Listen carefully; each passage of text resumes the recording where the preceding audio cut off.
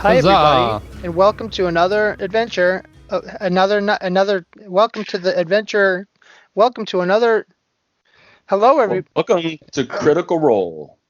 Welcome to the Adventure Zone. And welcome to the madness. Well, are you the madness? Welcome Maybe. to my nightmare. Steven! Yes. Once again, Steven is the only person who gets me. Yes, but which Steven? All right. So let's go ahead and do the intro.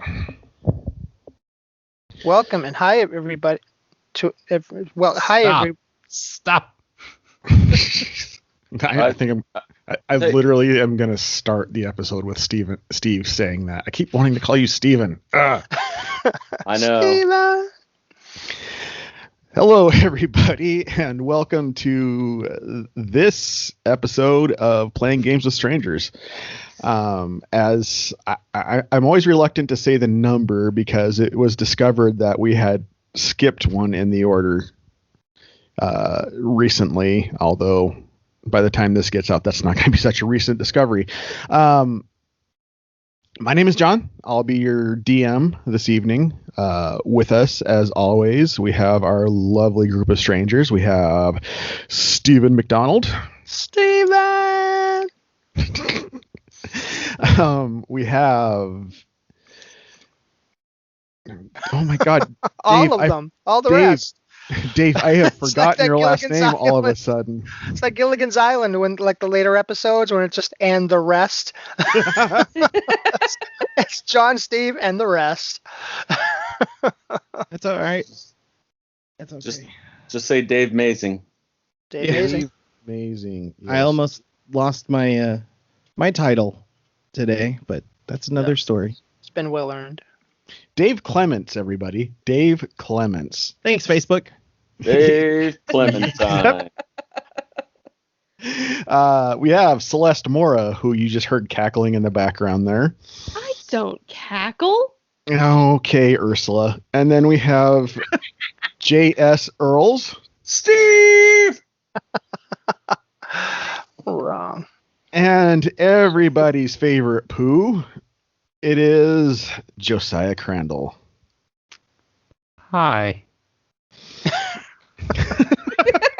All right then. The subdued one. The one that has the best comedic timing. Also, the person who has made the movie that is literally in my top 5 movies I've seen this year, maybe even number 1. Yes. I prayed. And he's seen like 6 movies. Dude. I was going to say, no, with the pandemic, he's probably seen Yeah. like 600. I'll give you a hint. It's somewhere between those two numbers. Wow. 7. So anyway, welcome everybody. It has been a little bit since we've done a actual inline episode. It's been over a month since we've done a in narrative episode. So I had to remind myself what was going on because I had forgotten. So to give you listeners at home a peek behind the veil. But I have reminded myself, and for the listeners, it won't have been as long, hopefully. So if you need to recap, go listen to the previous episode. That's what I had to do. Hey, John, Yeah. could you give us a recap? Why don't you go listen to the previous episode? That's what I had to do. Why don't we cut it? You can give it, and we'll cut it out. I was going to do that, but it's on a different computer, so I couldn't. Well, let's go ahead and roll some theme music, and then when we come back, I will recap for everybody. I rolled a 6. For theme music? Yeah. Okay, go to your phone and look up the 6th song on your... Jeez. It's going to be another one of those nights. See, this is how the last episode started. So apparently some people have been recapping because you guys are trying to pick up on the same weird energy. So what had happened in the previous episode, we had come in with Pooh kind of contemplating life, the universe, and everything. 42. In the old abandoned bugbear village to the north of Waterdeep. Oh, yes. During that time, there was a brief rip in the time-space continuum as Rip Van Aileen. Yes. I'm trying to Fell remember out of the people's sky, characters' yes. names. Came She back. actually flew through the sky and hit the wall and made a loud thud. Some other stuff ensued. You guys ended up, the rest of you figured out where to go looking for Pooh and found him in town as Aileen and Pooh were having a conversation. Somebody drew a symbol in the ground and it started rumbling. Oh, yeah, that was me too. Because it was on the back of Aileen's neck. Yep. I vaguely remember something being up my nose. Yep. Yep, you have a friend up your nose now too, It's all coming back. named Rahu. That was a joke that was made in the previous episode. Was it really? Yes, I made it. I remember that. That was one of the things I listened to. And you guys ended up making your way back to town to the yawning portal. You were speaking to Durnan, kind of recapping what needs to be done. He was stating that, and having a conversation with Pooh, he had stated that he felt that you were probably going to have to come up with a bit of a final solution by comparison to Pooh's "let's have a friendly chat." Yeah. The end Christopher, yes, I'm remembering. I even have a sheet of paper for notes tonight, so nice. I'm gonna be a good boy. As a DM, I should probably do that someday. As a player, this is like my first time to do it, so. And what's funny is amongst all of us, the person who has taken the most notes on our episodes is the guy who's been here the least longest. Everybody give Dave a hand. Steve. Yay, Steve. Good job, Steve. Dave, you're now fantastic. That's a good note once. I'm sorry. I apparently have a Freudian obsession with Steve at this juncture because every name that comes out of my mouth just comes out as Steve or Steven. I don't think it's Freudian. I think everybody knows you have an obsession. I think and it's okay. It's a little disturbing, but yeah, we come to accept it. Steve's waiting for his idol. Yes. All right. Perform obeisance to me, please. So so that's where we left off in the previous episode, was that conversation. It was night. My body's weak. I'm on the run. Got no time to sleep. Sorry. Having a nap. Didn't we all go to sleep after that or something? Nope. You guys never made that decision. That's why we're picking it up from there. And I had a Christopher Cross moment. Christopher Cross. Oh, Christopher. Oh, well. Right. Nice. So we're in the yawning portal. We've just talked to Durnan for a little bit. Mm-hmm. All right. Well, I do believe I could go for something to eat. Shocker. But after that, if we're going to go up against all these magic-y people, maybe we need some more magic-y stuff to take them down. Shopping. For once, you may be right. Well, I was just thinking about all that when it comes to how you put it, all these magic-y people. You guys have been doing fine on individual raids, but if you guys are going to legitimately try to overthrow the current regime in the city. You guys need to enlist a fighting force to fight the armies that they have. Or That's not where I thought you were going with that. I thought you were going to say we'd have to pick out who was going to be president and who was going to be vice president and who was going to be secretary of state. No. Oh, Bob, where do you get these things from? That Well, just sounds like a convoluted mess. Well, no. Who's going to take over once we kick them out of power? I think we're very qualified. Well, maybe overqualified. I do look good in a dress. That is very true. No, what I'm saying Not is, sure what one has to do with the other. if you guys just go in there willy-nilly, there's going to be a giant army of druids that are going to murder your face. All right, back up. Back up. Yes, you need backup. Wait, how giant? Because I'm pretty small. I'll bet you have a big heart. Is that a spider on the wall? Bog, focus. And that's coming from me. Oh, look. All right, so Dernan, do you have any ideas about where we could find these kind of people? Is We're pretty Stumblefoot, unorganized, so. did Stumblefoot return yet? No, he had only left a couple days ago. Bummer. He's still stuck with the whole kitchen pass situation. Oh, yes. What about, are there any traveling groups of minstrels or anything we could enlist, or... Yeah, we can sing them to death. You've talked to everyone in the town, all right? Do we need to go recruit? That's an idea. Yeah, let's put put posters up. I could make some T-shirts. What is a t-shirt?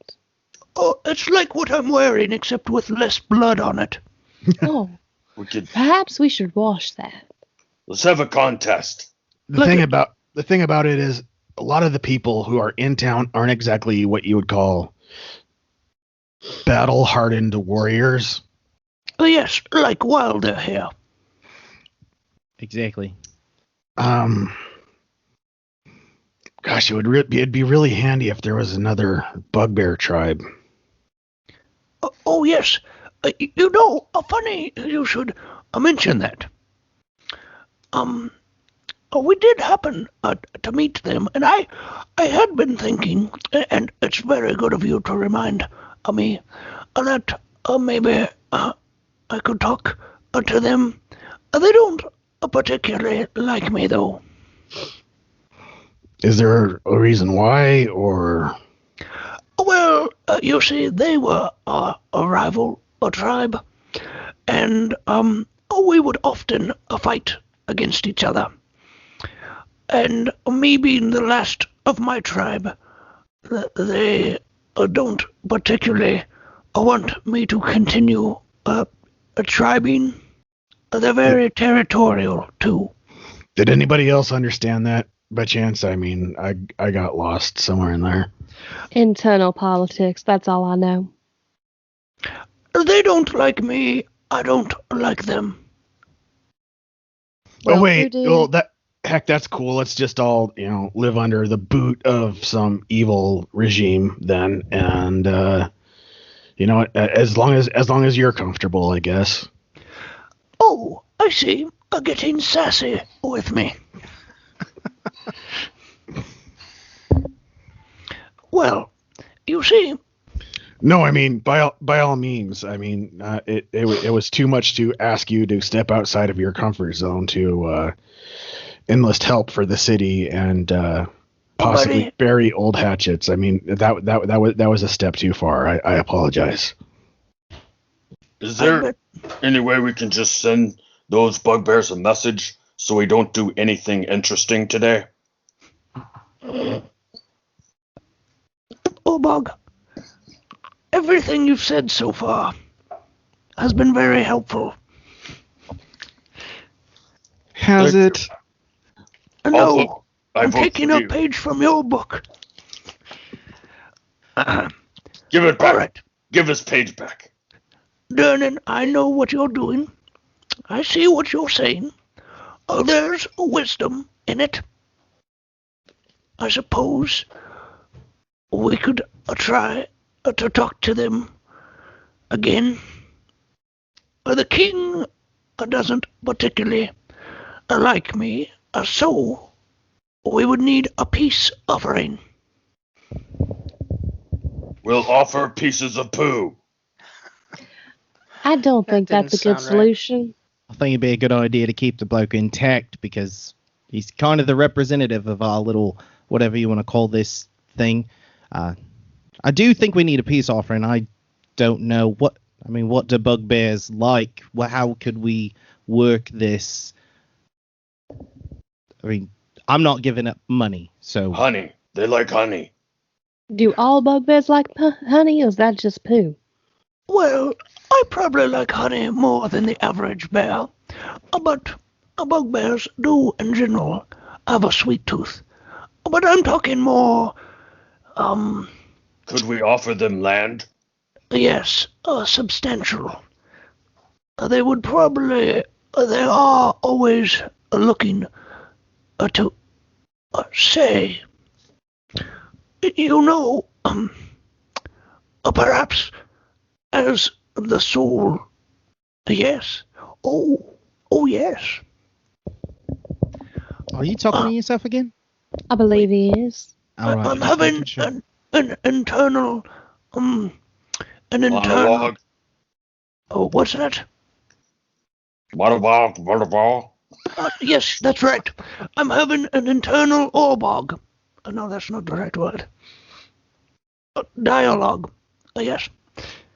And I've decided with myself, perhaps it was a bit of a challenge that I missed that got us into the situation, or part of the situation. Maybe a challenge again would get us out of the situation. What exactly are you suggesting? Well, I'm saying that I would fight the. It's Out of game. It's the king of burger, right? Bulgur. Bulgur. I was gonna say it wrong, so Bulgur. Here we go. I would fight the king of Bulgars, a champion, or perhaps himself, and if I won, he would agree or to my terms to help fight with us, and if I lost, well, then maybe he would still help us fight. It's not a very good plan. I thought we were trying to keep you in one piece. That How would be sure are we ideal. that you could win? Have you looked at this bloke? I mean, seriously, look at him. He's a beast. Well, yes, but a bugbear is a bugbear. Yeah, but this is a poo bugbear. Aileen, I'm not judging you at all, but that statement felt a little bit racist. I'm not gonna lie.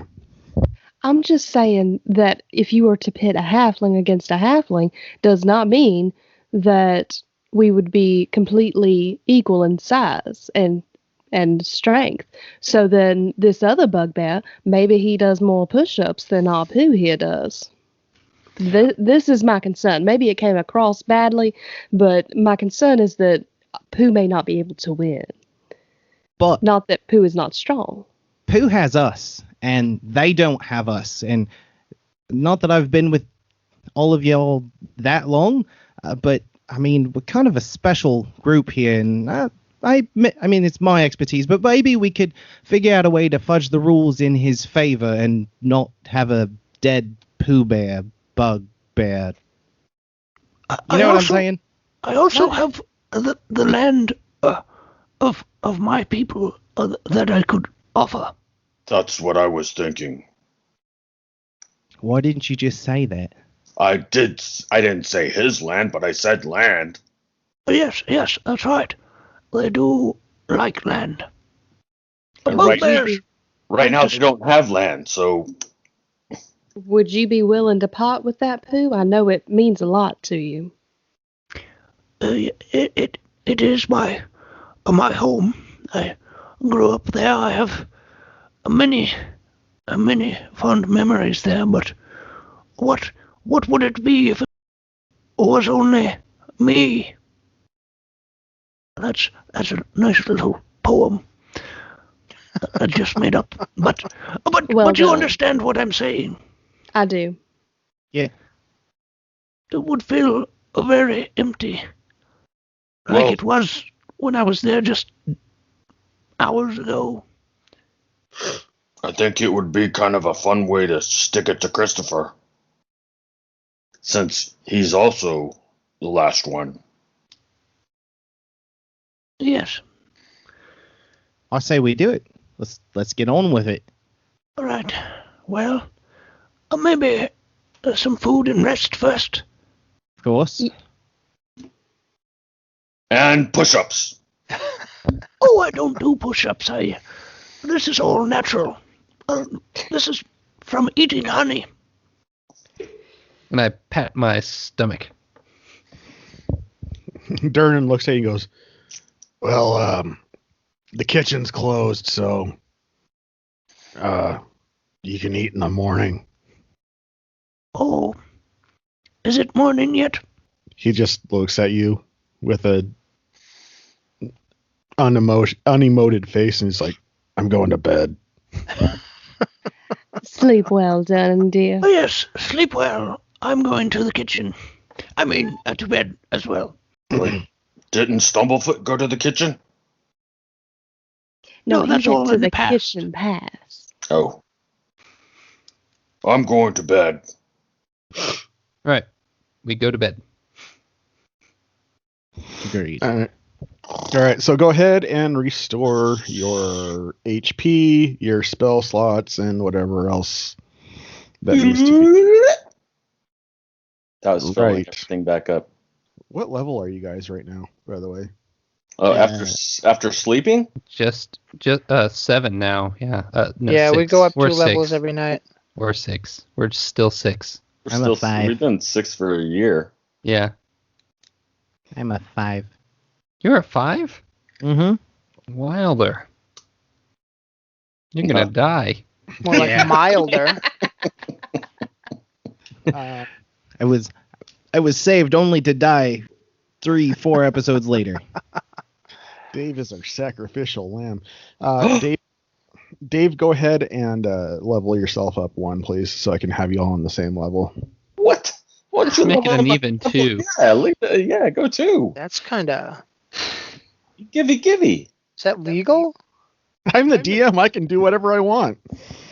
Well, I just went up 1, so we're not equal anymore. No.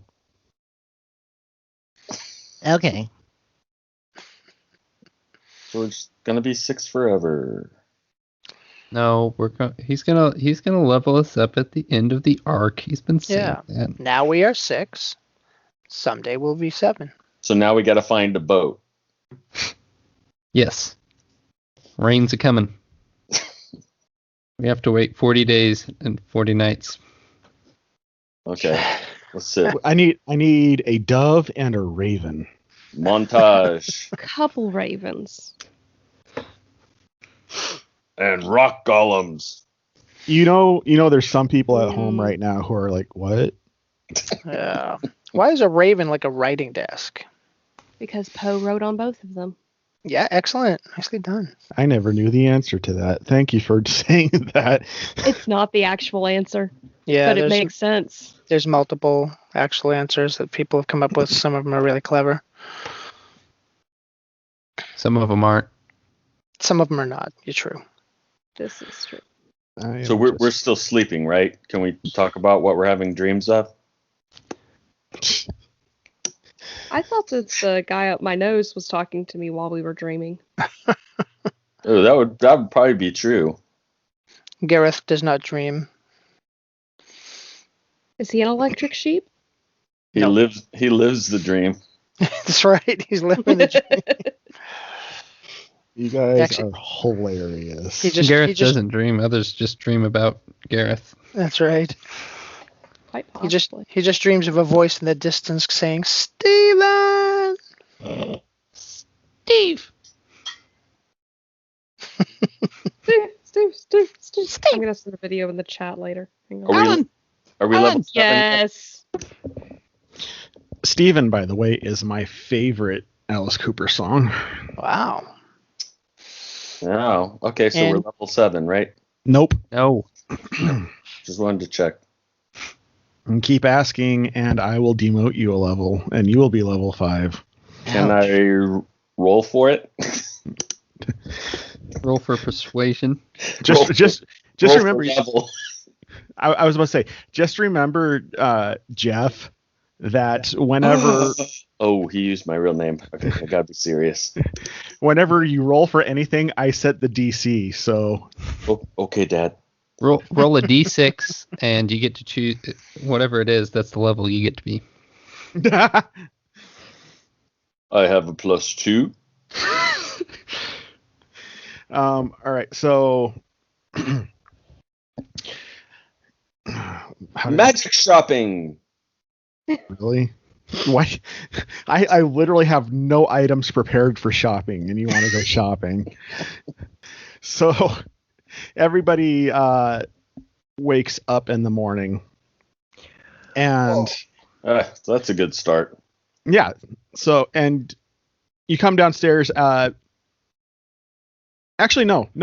Y'all are still sleeping. Uh, I'm going to do something a little in canon to explain Wilder's situation.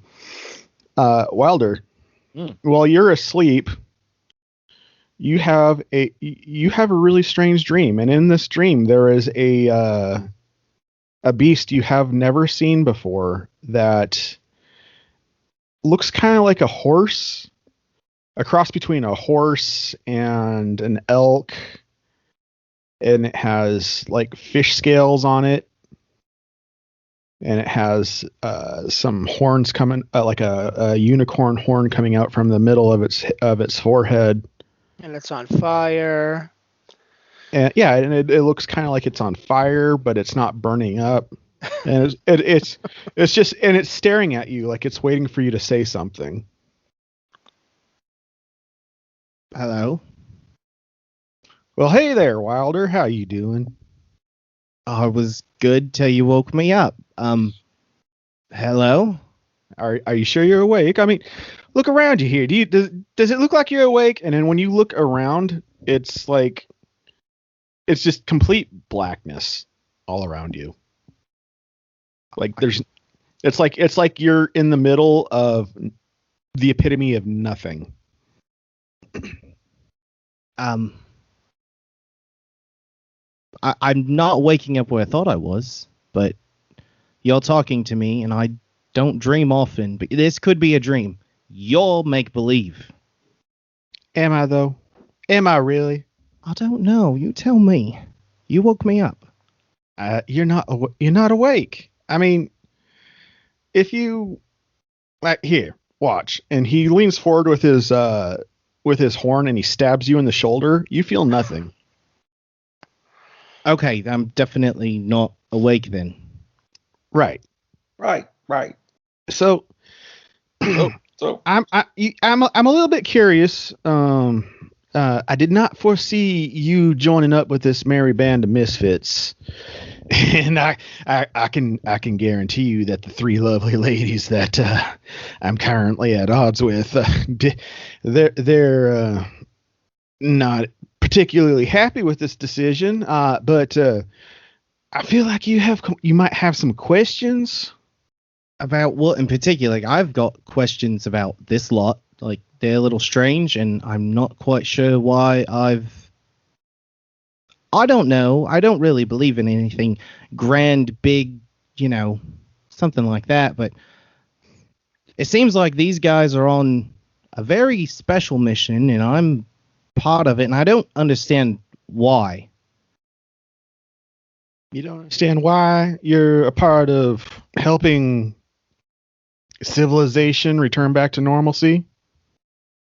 No, I mean, I'm nobody. I mean, I'm Wilder Filch. That's everybody knows that because I tell them. But I'm just me. I'm not meant to be part of anything bigger, really. I mean, I'd love to be, but that's never been in my cards. Well, identity's a funny thing, and as he says that, he changes shape, and suddenly he looks like Fenric Coldwater. I have no words. Who are you? And then he changes shape again, and then he looks like Dunward Dale. This is weirding me out, man. And Wilder just wells with emotion, like almost to the verge of tears. And then he changes shape back into the original shape he was in. That's just it.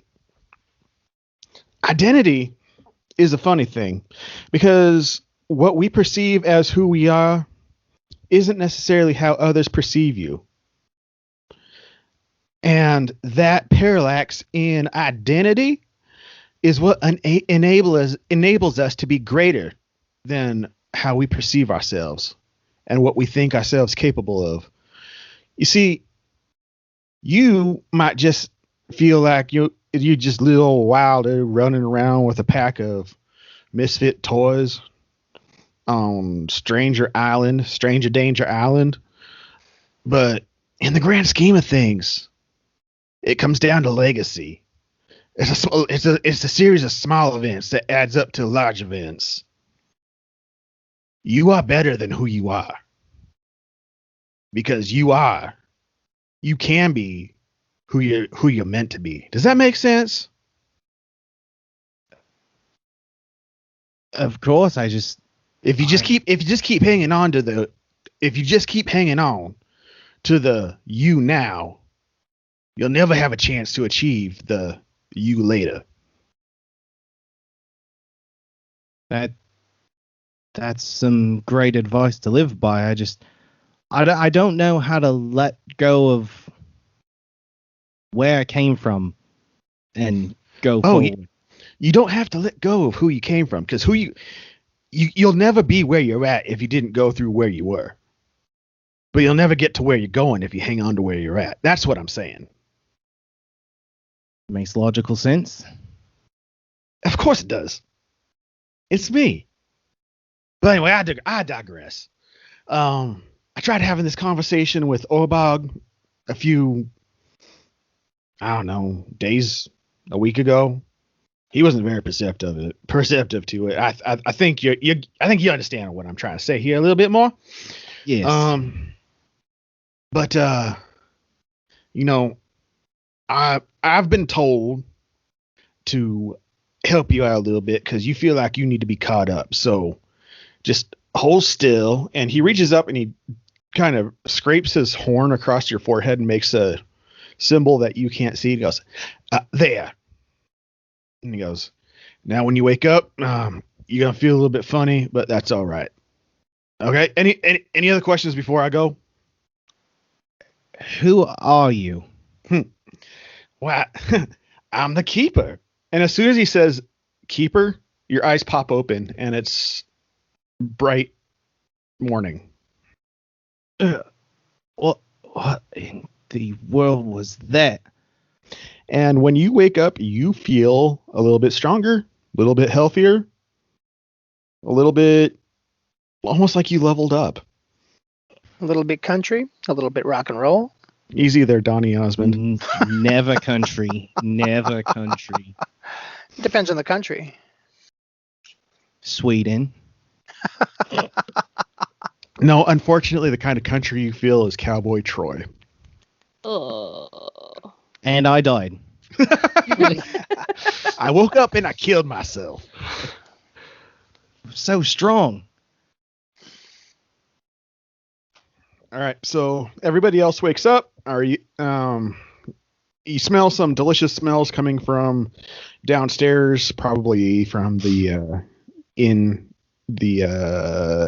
area of the building. Oh, goody. Yes, sir. I was probably cooking some of that bacon I saw in the kitchen last night. You saw bacon? Well, I ate bacon in the kitchen last night. Let's So go he see. may not be cooking it, actually. Let's go find out. We go downstairs.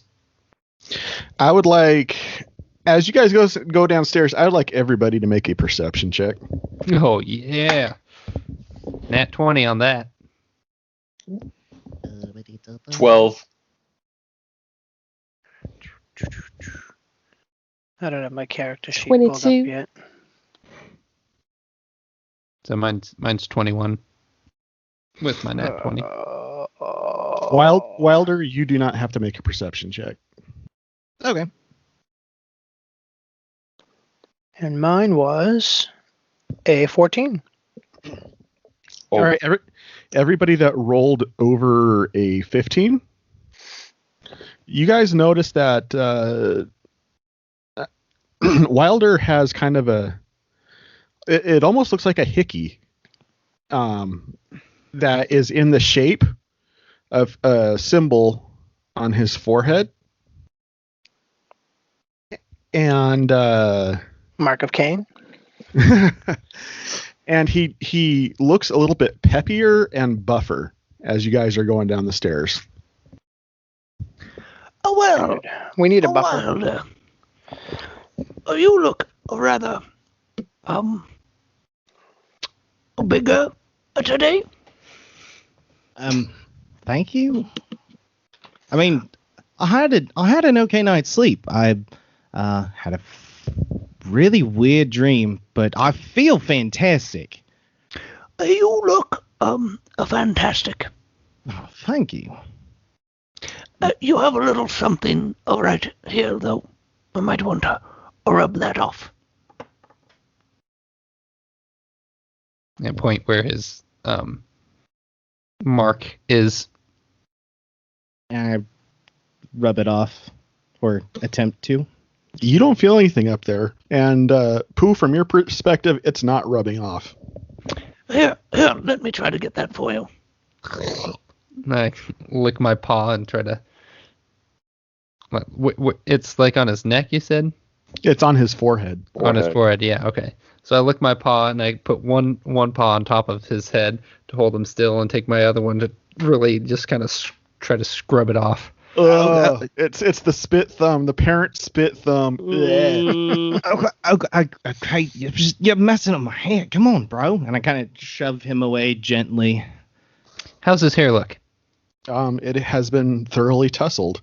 I worked for a whole 8 minutes on this, dude. I messed it up. It looks good to me. Yeah, sure. Anyway. As Pooh points this out, Steve? Yes. Or rather, Gareth. Yes. I would like you to make another perception check, please. No. Just not feeling very perceptive today. Let's see. Gath needs more coffee. Ooh, a 19. Okay.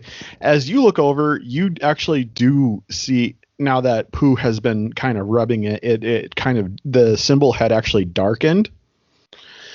And it's actually a series of glyphs that have been written across his forehead. and it kind of looks like a IXO with like a dash in the middle of the O, Y, and a E looking character.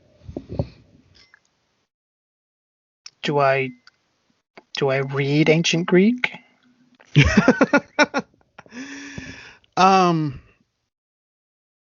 It's you don't have Greek in this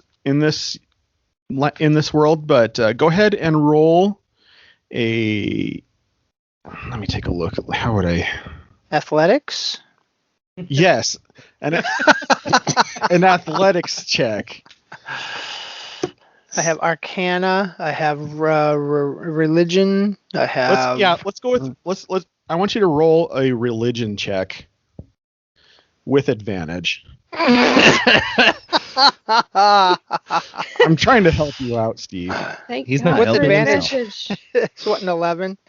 It's a 10, isn't it? You have -1 to religion. No, he has 11 because he rolled a 12. Okay. Yeah. Aren't you a paladin? That is weird.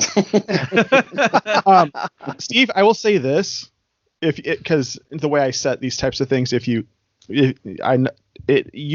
is a semi-success. So you don't know what it means, but you know it has to do with the book that you found. Okay. You know what I mean? The Book of the Debt. So you know that it has to do with that, but it's in a language that you do not understand. But there's a link between the book and this. Yes. Interesting. Can I pull Gareth aside? Go ahead. Yeah, Okay, give it a try. I'm gonna yank on his ankle, and I'm gonna try to be quiet with how I say this, but Gareth, I'm concerned. I think we need to do an intervention or an exorcism on Aylin's nose. Why? She has the thing up her nose. Well, perhaps we could find an expert in town who would be able to give us some better advice. Or we could just chop it off. I don't think she would enjoy that. I think the process would harm her more than help her. But we do it when she's sleeping. Again, I think she wouldn't appreciate it as much as you think she may. I think getting expert advice might be the best way to go about it. Okay, I just thought with you being, me being religious-y and you being religious-y, and I thought we could, deal with the demon in her nose, and I just think it's something we need to keep an eye on. I don't trust it. Do you have any particular exorcism abilities? If I did, I wouldn't suggest chopping her nose off. Well, let's see if we can get an expert to take a look at it. I have dark vision. How deep do you think her nose is? I don't want to think about that. Suddenly I have the Bee Gees, How Deep Is Your Love, stuck in my head. Oh, darling. Yeah. Oh, could we get some breakfast? Oh, we've got an important mission today. Yeah. Right. He goes in the back and you hear some clanking and whatnot, and then he comes out and there's a plate that's got a big old stack of breakfast meats on it, various styles of bacon, and sausage. And then and then someone else brings out a giant stack of pancakes and a big old bowl of scrambled eggs. Ooh. And then he pulls out a 5-gallon barrel of honey. Oh, yes. This will do nicely. What will the rest of you be eating? You're gonna have to share some of that, honey. Well, I know Garrett. As you say that, Aileen, he goes, "Oh, right." He snaps his fingers and he pulls out 2 pots of coffee. Bless your soul, honey. Oh, well, I don't think the honey has a soul, but we could find out, I suppose. That is a quest for another day. Yes. Dernan, I believe this honey is for a peace offering, is that correct? For what? For our mission? Or can I eat this?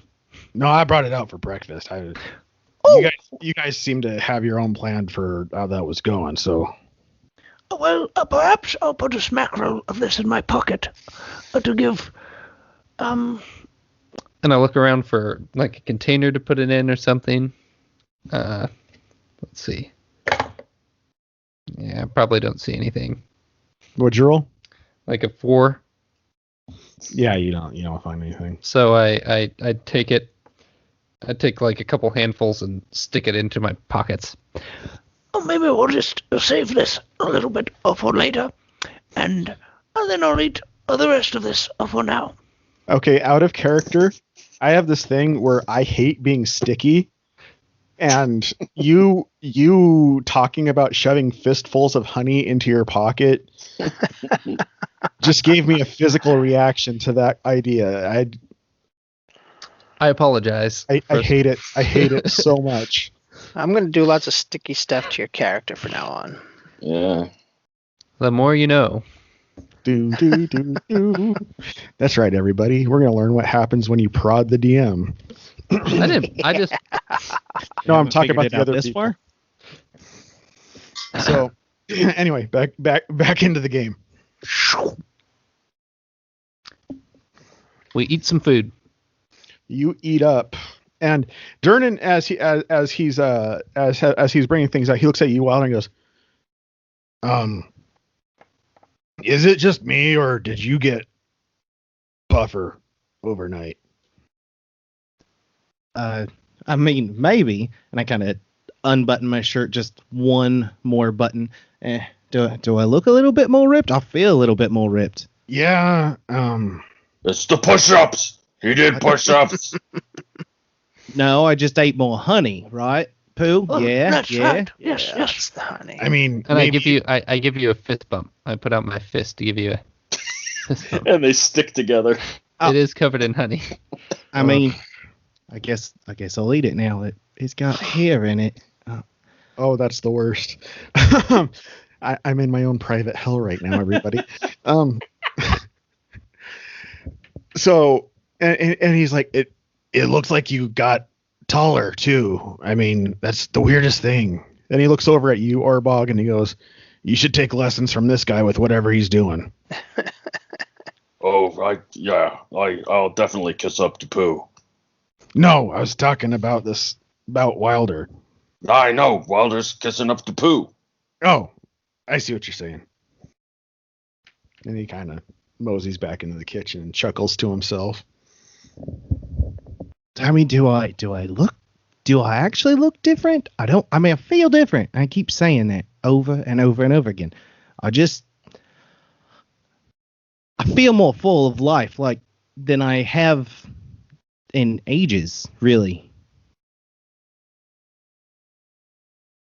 Okay, finish your food. I'll go back to whatever I wasn't doing. Everybody's just ignoring him, apparently. Well, I haven't I'm grabbing honey to put in my pockets too. fully processed it yet. Do I notice Gareth kind of eyeballing me? Make a perception check. I could do that. It's a 12. Gareth, are you trying to be discreet about your eyeballing him? No. I'm just looking at the symbols there. You notice that he is kind of staring at your forehead. Gareth, buddy. Yes. What? Everybody, well, not everybody, but it seems that people are making a bigger deal out of me than I would normally expect them to. But I noticed that. I'm trying not to make a big deal about it, but showing up with, what is that, a tattoo? I'm not sure.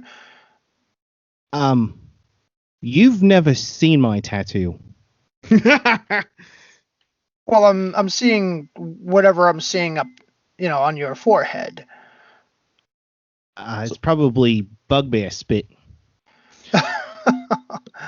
Interesting formations for bugbear spit. It seems like it's a word that's connected with the book that I carry, the Book of the Dead. I have no idea what you're talking about. Have you looked in a looking glass lately? No, I don't look at my hair. I just know when it's right. I mean, it's wrong now. That's a good idea. I'll be back. I'm gonna go fix my hair before we go and help Pooh. Right. Well, just look at that mark and let me know if it means anything special to you. All right. I'll do that. And so I walk off to the nearest looking glass to fix my hair. And as you look into said looking glass to fix your hair, you do in fact see the birthmark looking mark across your forehead in the shape of an IXOYE. Does he see it backwards or does he see it forwards? Strangely enough, he sees it in forwards when he looks into a mirror. This was not there when... I bet you Orbog did this. I walk up to Orbog. Did you put this on my head? What if I did? I mean, we could take it outside. I respect Jenin way too much to trash this place, but I will kick your butt. I've heard about things like this at parties and stuff like that. Usually it's a little bit more obscene, but I don't appreciate you drawing on my head. Well, it's your initiation for joining the team. How do I get it off? Because obviously you all don't have it. Here, try my sword. I'll try some honey. Yeah, let's start wiping honey all over his. Nice. Wilder, go ahead and make an insight check. It's a 14. Yeah, you kind of get the feeling that Orbog has no idea what he's talking about. Aileen, did Orbog do this? Do you know anything about this? I mean, he was snoring pretty heavily next to me, but other than that, I wouldn't know. I know I didn't do it. I would not do that, something like that. I believe you. You're a great lady. What? Whoa. Clearly, you don't know me too well. Well, he is a horrible lady. I'll tell you that. Oh, sure. Trust the nose demon.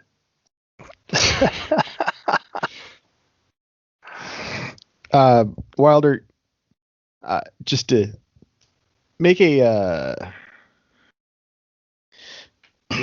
actually I don't even need, because this just happened. You remember at the end of your dream having that horn scraping on your forehead,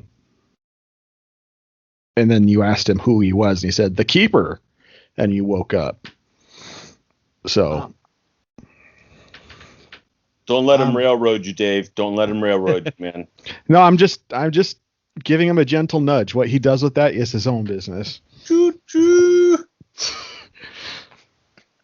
Wow, this is okay. Chugga. Let's think about this a little bit. I slept really good, which I normally don't. Everybody keeps saying I'm ripped now and have the physique of a god.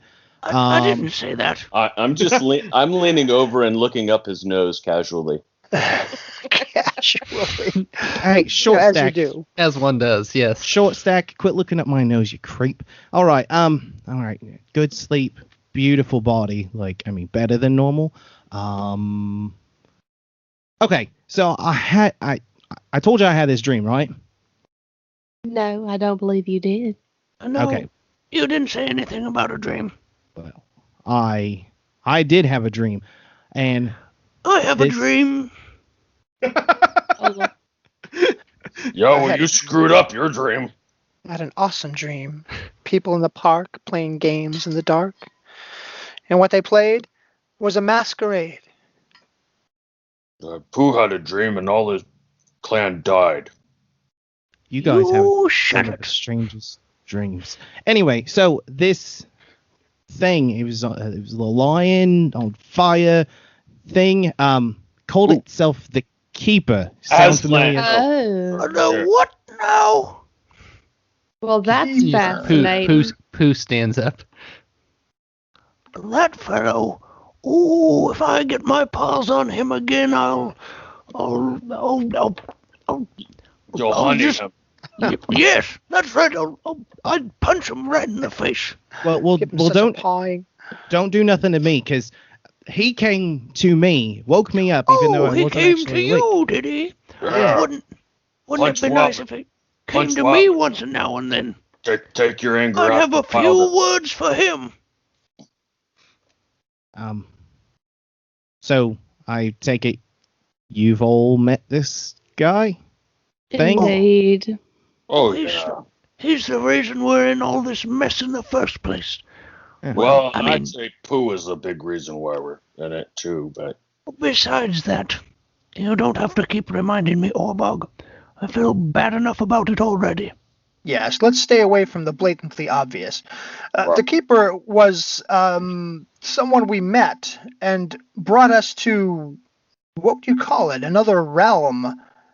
And we had some adventures there and came back. It was not as epic as what we're going through now, but it was definitely a different place, almost like a different time. And I think each of us have experienced him, or at least some of us have experienced him on a different level, in a dream or in a vision as well. And you all got this, and I point to my head, whatever this is. No, that's new. Well, that doesn't That help is me at all. something uniquely you. Oh, all right.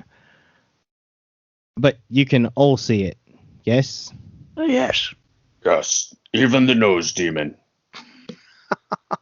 but I wouldn't trust the Keeper as far as I could throw him, and I mean, I could throw him pretty far, but I wouldn't trust him that far, because he's a jerk. I mean, he was all right. I could have been friends with him. He would have been okay. That All right. makes sense. Well, I'm gonna have to think about this and figure out how to get this off my head because it's weirding me out. Well, But- you can think as we walk. That's what I was gonna say. I think we're running out of daylight. Yes, we need to go find the king of... I can never say his name right. Because, The booger. yes, no, I only say booger. Bulgar. Bolger, the Bolger king. All right. The king of Bolger. Just Well- doesn't sound right. Wait, I'm gonna take a breakfast roll, some coffee, and I'm ready to go whenever you guys are. Oh, I've been drinking coffee this whole discussion. Yeah, grab whatever I can bring with me, and let's head out. yeah, I just put a little more honey in my pockets. You have to get past me to get that honey, Orbog. He's small. Yeah. Yes, this- but I know I'm keeping my eyes on that honey. So, Pooh, where were they headed? Well, when we were in the woods the other day, remember we came upon them? We had woods words in the woods? Yes. Words in the words. What words? So, I figure if we head back onto that area, if I follow my And I touch my nose. this, then I am sure to find the bugbears. Does he have honey on his nose now? Yeah, I probably do. I haven't. After he touched his nose with his hand, yeah. Just a string of it. Like when he touched his nose, it pulled off. It's sort of like when the dentist asks you to spit in that mini toilet, and you got that stream of saliva that's going down to it, and you can't shake it off. Nice. Okay, so we're gonna have to get in that crazy taxi again. Oh dear. Let's see. Where did we last? We last saw them. Let's see. It was when we were on our way back from. If I would have took notes then. Would have known. Oh, a note taker. I didn't. Oh, That's the problem. Oh. kissing up to the DM.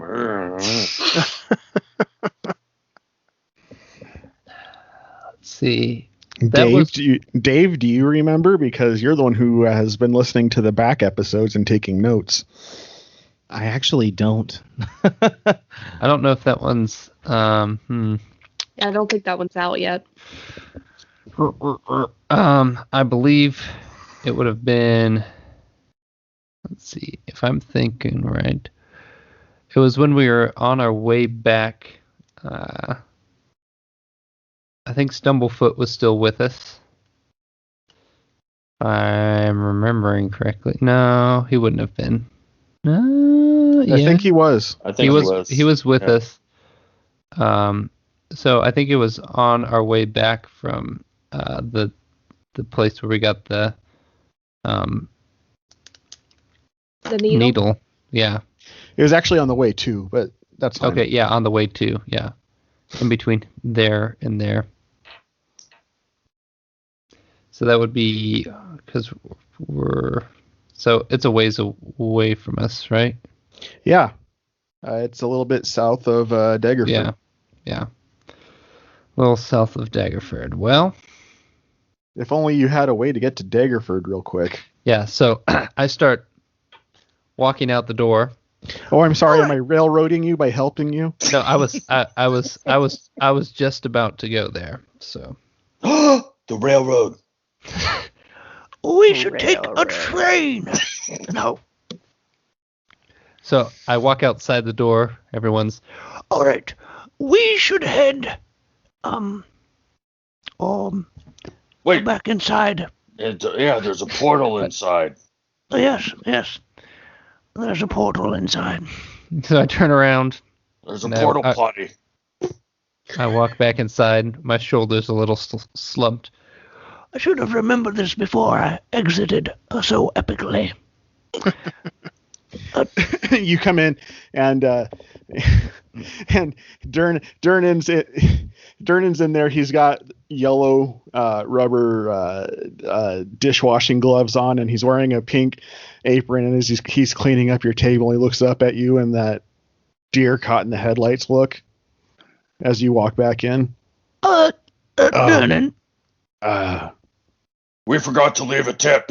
I thought you guys were gone on an epic quest. Yes, we were, and has anyone told you those gloves look lovely with your eyes? Perhaps we should just be out with whatever we're trying to say. All right. Durnan, remember that portal thingy you keep in the back room? Yes, we need your portal potty. We actually need to head towards Daggerford. That's where I last saw some of the bugbears. I see. Tell you what, I'll put you through there if we never talk about this again. Of course not. Wait, what? What? We won't talk about this ever again. Yes, we won't talk about this, whatever this is. Whatever Again. you say, pretty boy. And he quickly ushers you into the back and pushes you through the sigil of teleportation. You guys pop out in the portal in Daggerford, and there's kind of the spaced out halfling. There's, hey guys, wait, are you supposed to be here, man? Oh yes, we just came here. Durnan sent us. Oh, he did it again. Yep, right. He did. Welcome to Daggerford. Thanks. We've got a mission. Good seeing you again, Donald. What? I'm not great with names, okay? It is Donald, right? No. Wanda, perhaps? You need to go. Yes, but this is a great mystery we need to solve. We are just now leaving. Come on, Pooh dear. Oh, maybe it was, Timothy? Bye, Keanu Reeves. Whoa. All right. So you kind of pull me out. I'll reluctantly follow. All right. Clear my head. Bugbears. Sniff the air. I don't smell nothing. Can I roll for perception, or investigation? I don't know, whichever one you want me to do. Perception. For smelling. Well, here's a good question. Are you still wearing your hat? Yeah, I mean, probably. Who do I you usually look am. like? I look like Pooh right now, though. I mean, Not Paddington? no. Did we ever determine what that hat actually looks like? No, not in as many words. No, we haven't specifically. So that's a thing for fan artists to draw, I suppose. Yep. Nice. I'm thinking like a nice. No. Give them creative license. Anyway, so I don't think that you would be able to smell them unless they were within a smaller distance of you. You never know. Could roll a nat 20. Bugbears, where are you? Do not think funsies. that's the correct approach. Yeah, like a 10. So 11. Probably not. Probably not. It smells like honey. And I wipe my nose trying to get some of the honey off. And you smear more on because you never washed your hands when you were done. Nope. It smells more like honey. Perhaps we should head back out of town, because I seriously doubt the bugbears would be in town.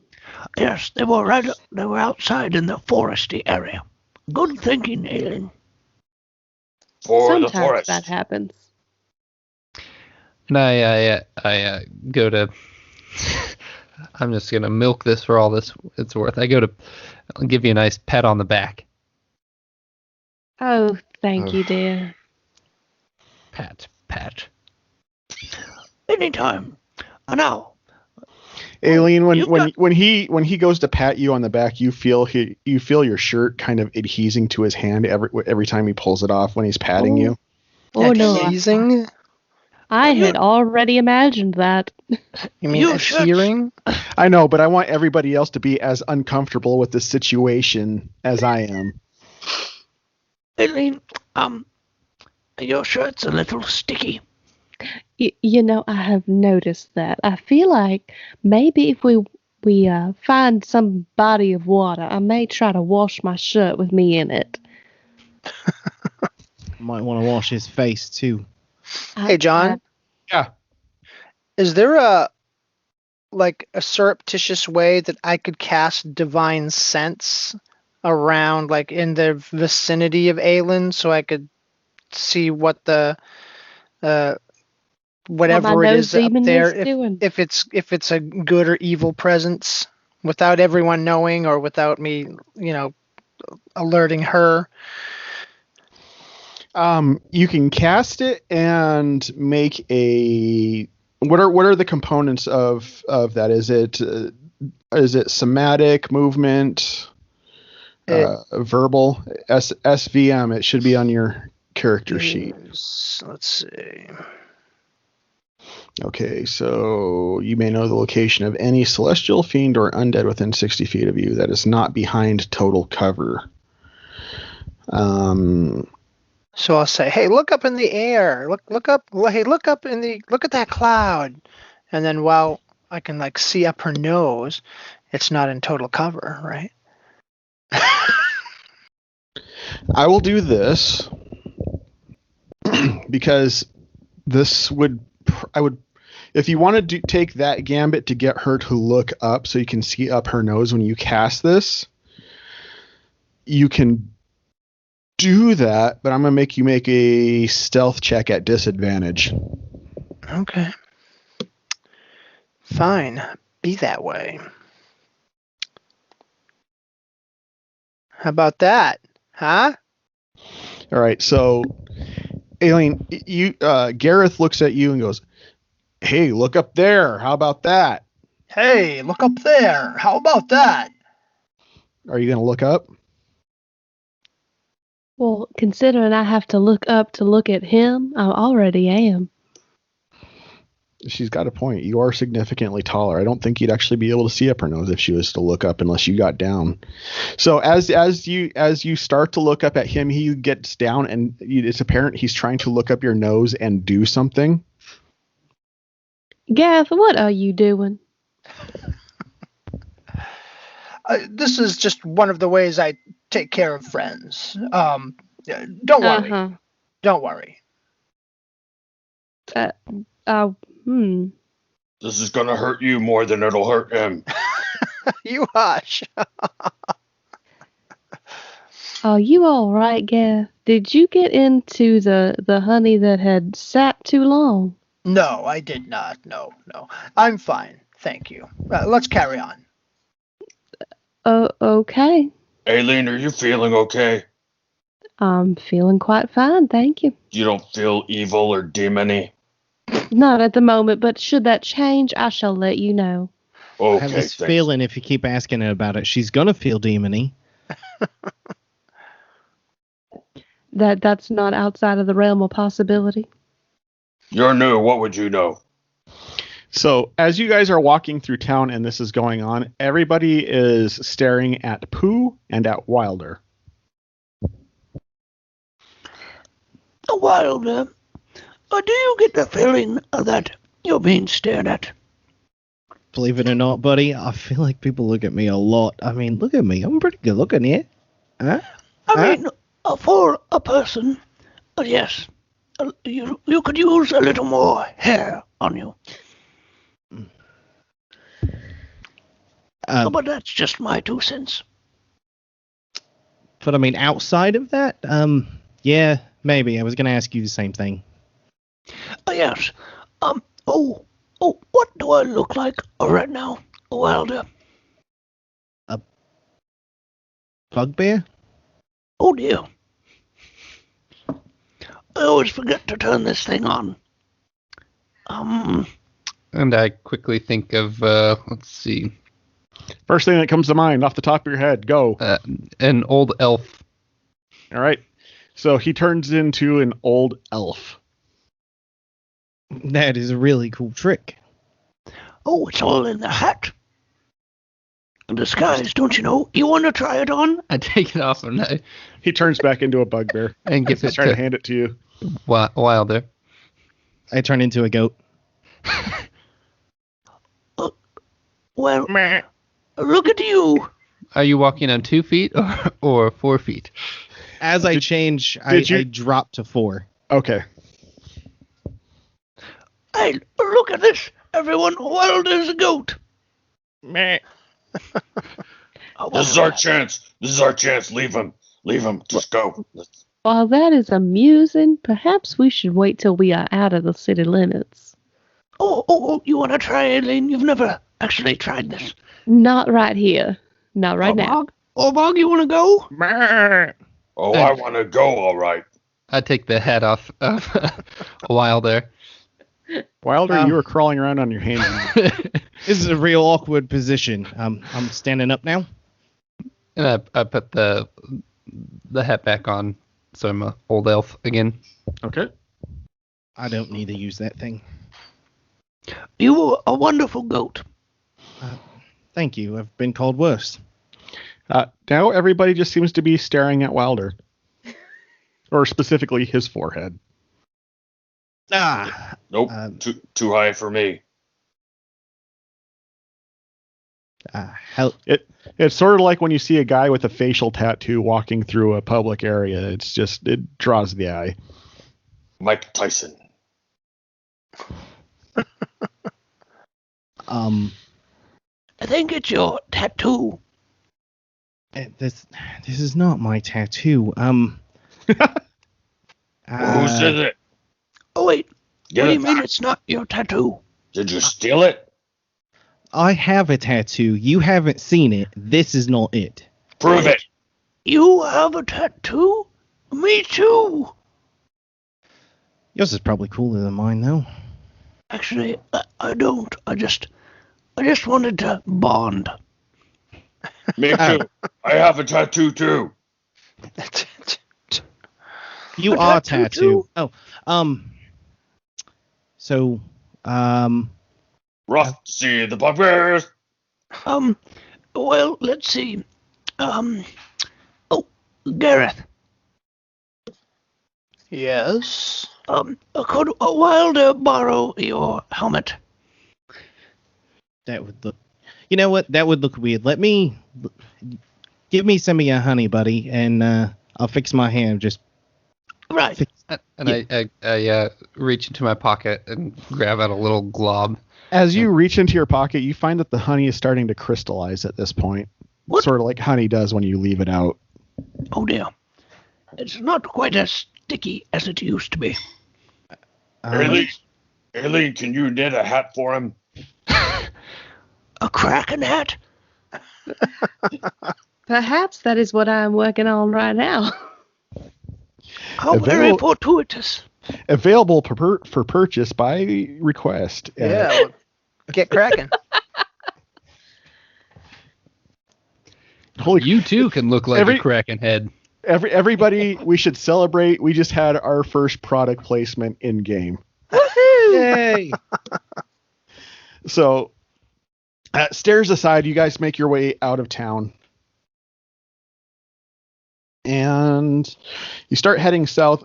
You start to pick up a little bit of that bugbear funk. He's got that funk. I wondered what I was smelling. I didn't say you smelt it. You're a human. You have worse perception. How would we not smell it? And I smell it. It smells musty and woodsy. It's not my cologne for once. I think we're on the right track. Well, lead on, Pooh dear. All right. I lead. Roll a survival check to see if you can track them. Oh, you know I can. Ish. That was a survival. Yep. Oh, +4. 16. All right. So you follow your nose like Toucan Sam, and a couple miles out in the middle of the sticks, you come across a series of huts that have been kind of slapdash together. Oh, this looks like the place. Definitely looks like the king of boogers. I can't even. The king of boogers work a little shoddy. But I've got to come in at this with a. I've got to think nice thoughts, happy thoughts. Okay, we're here. Oh, king! 'Tis I, a Pooh of the House of Sanders. I need Erwan to make a perception check, please. 20. 24. 5. 3. 14. Okay, Wilder, Aileen, and sure, why not? Or Gareth. The three of you hear a rustle in the trees above and behind you, and you see about 7 different bugbears perched up in the trees with bows drawn down on you guys. Well, hello, friends. And emerging from the foliage or underneath them, you see the Bulgar King stepping out. And he looks at you, Pooh, and he says in Goblin, which nobody else speaks, I thought I told you not to come back here. I brought a gift and a proposition. And I reach into my pockets and pull out some of the honey. Though it's not, it didn't travel very well. He looks at it and he just pinches the bridge of his nose and just lets out an audible sigh. And he goes, after 2 years, things still haven't changed with the tribe of Sanders. Great King, how would you like some more land? Despite the fact that you don't understand what they said because they're speaking in Goblin, Right. When you say that, though, you notice his ears perk up and he kind of gives you the side eye a little bit. What my associate here, Mr. Orbog, is trying to say is we might need your help. How much land are we talking? Well, you know the Sanders and our land. Yes. I would be willing to give that to you. Interesting. Although that land currently is occupied by, or rather in the possession of the current regime. And therein lies where we need your help. How do you feel about toppling governments? Oh, I think I see where this is going. Does anybody else understand what's going on? They just mumble. I do not. Not a clue, but it's best to just let them talk. Okay. I That's assume right. Pooh Leave is your. messing everything up. I was about to say, leave your fates in the hand of Pooh. We don't want anything to do with the fates, actually. You're gonna hate the next arc. We won't make it.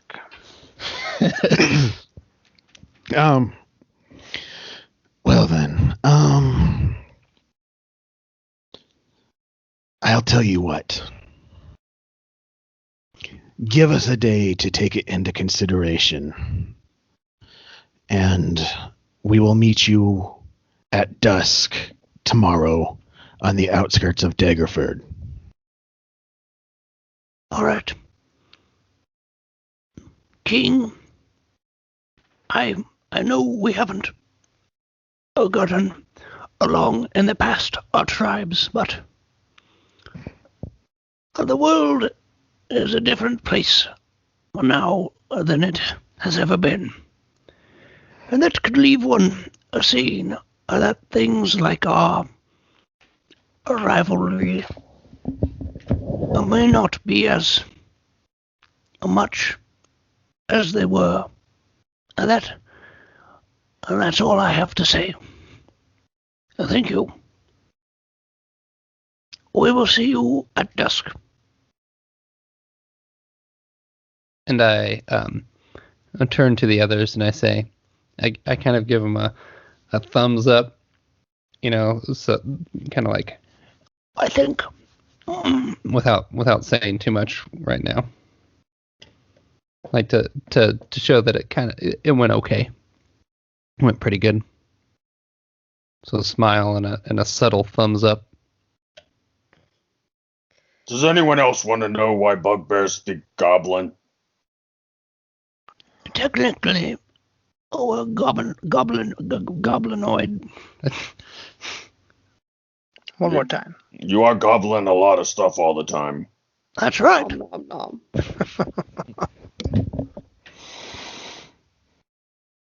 So, the rest of the day and tomorrow is yours, and they are meeting you outside of Daggerford. What do you want to do with your time?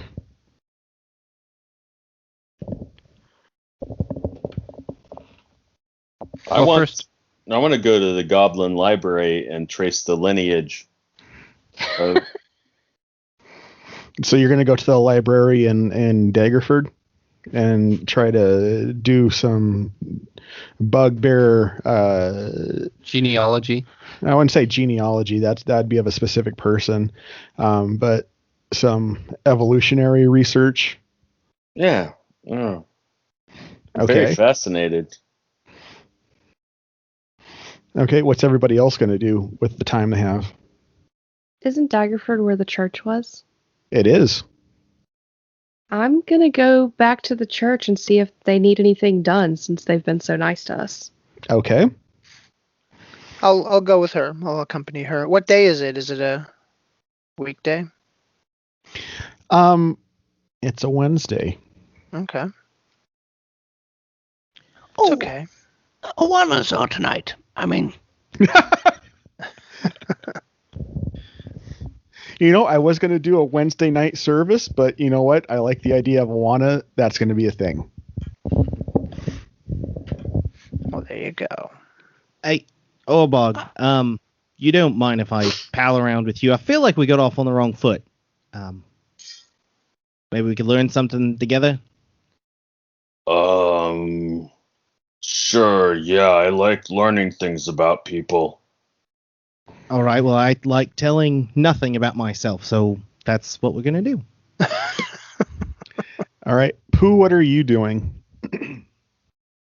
Well, right now I was shoving some Cheez-Its in my mouth. Well, Oh, I know. I You was guys on caught break. me with beef stick in my mouth earlier a couple times. I managed to talk through it, but I'm sure it's going to sound great in the audio.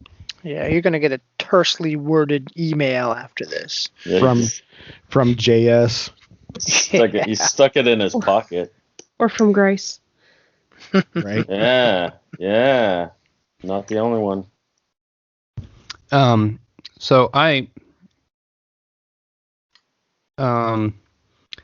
know that we're going to be up against some things that are probably a little bit bigger than myself, or I know how to handle. I wouldn't mind doing a tiny bit of shopping, but that is We seriously do need to go shopping. I mean, we just have the same stuff all the time. You will have time to do that before the final episode of the arc. I promise. Do they have in that like case. an Amazon? I mean, is it literally with Amazons? That's hilarious. But now that you said that, I can't use it. So You can just cut it out and no one else will know that. I'll know. True. I'm the one who has to look at himself in the mirror. All right. So I'm going to follow the others to the church as well. I know they have good food there. All right. And we've been out walking a little bit, and my honey supply is running low. So. all right. Oh, we're heading to the church then? Well, that's where I'm heading to. I figure Well, since we are here, we might as well see if maybe we can get clean a it or snack. do Yes, some I know. work. Or, Help. well, Yes, that's good too, I guess. I'm sure they'd offer a snack if we're offering our services. We could only hope And pray. and pray. I guess we could both hope and pray. So the word only in that situation, meaning of one thing, really doesn't. We could just hope and pray. We could just hope and pray. But what if we also walk that direction? We could walk, hope, and pray. Not necessarily in that order. And this but goes on as we're walking towards the church. of I'm course it glad you does. cut that off because it was starting to get under my skin a little bit. And not only that, but the way Steve was going on about it, it kept sticking that song from the Rankin Bass Night Before Christmas. The Even a Miracle Needs a Hand song. That's just been cranking in my head when you hope and I'll hurry. You pray and I'll plan. Oh, Right. God. Anyway, you can tell All who the old people crossovers. are This because is- they get that. Yeah. So you guys are heading towards the church, and Orbog and Wilder are going to the library. Let's go to the library first. So Orbog and Wilder, you guys pull up at the library, and you're trying to do. We pull up. What are we in? Let's try this again. Take two. You guys stroll up to the library, and you go inside. There's some. It doesn't seem to be a whole lot of young kids at the library. It's mostly older-looking people. There's a girl Is there at the desk a half orc? named Clara. What? I don't get. Oh. Derp. You took me on a side. You took Yeah, me sorry. aside for a second. Yes, there is a younger looking, college age looking girl named with blonde hair. It's a woman, Oh. and it seems like when you look at her, she seems slightly ethereal.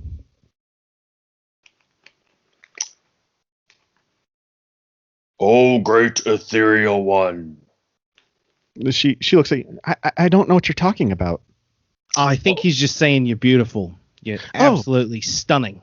Oh well, thank you very much. You're a very handsome half orc. Thank you for being so kind.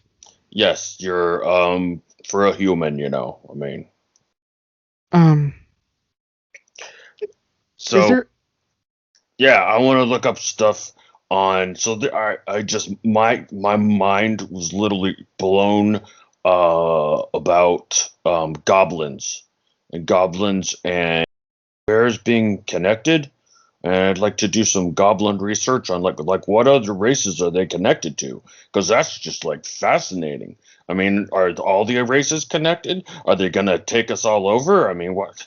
Can you just point us in the direction where we can learn about goblins and bugbears and how they're one and the same or close to it? Oh, well, let's go take a look. I'll see if I can't find you something that might be of your particular interest. And as she stands up and you notice that she was holding a book and she puts it down, and as she turns away from it, the book kind of disappears. And she's like, I think we need to go this way. You disappeared your book. Wait, what? Your book, it disappeared. She turns around. She's like, where did it go? Well, I just found it this morning, and it. Oh, you wouldn't believe it. There was a character in it. It reminded me so much of my father. Good. He has watched the film. interesting. I'm so confused. Anyway, yeah, follow me. And she walks to a certain section of the library. And she was like, oh, okay. She starts pulling out stacks of books on the sciences and The Princess and the Goblin? no. I think that's in the kids section. specifically on genetics. And she's like, this would be what I would start with. And she looks at you, Wilder, and she's like, oh, and what can I find for you? He's interested in tattoos. Okay. It's gonna be awkward for me, not you. And like kind of pull my hair out of my way. Have you seen this before? That's interesting. Has it always glown like that? Well, I just got it last night / this morning, and no, I don't think so. When you looked in the mirror this morning, it wasn't glowing. Yeah.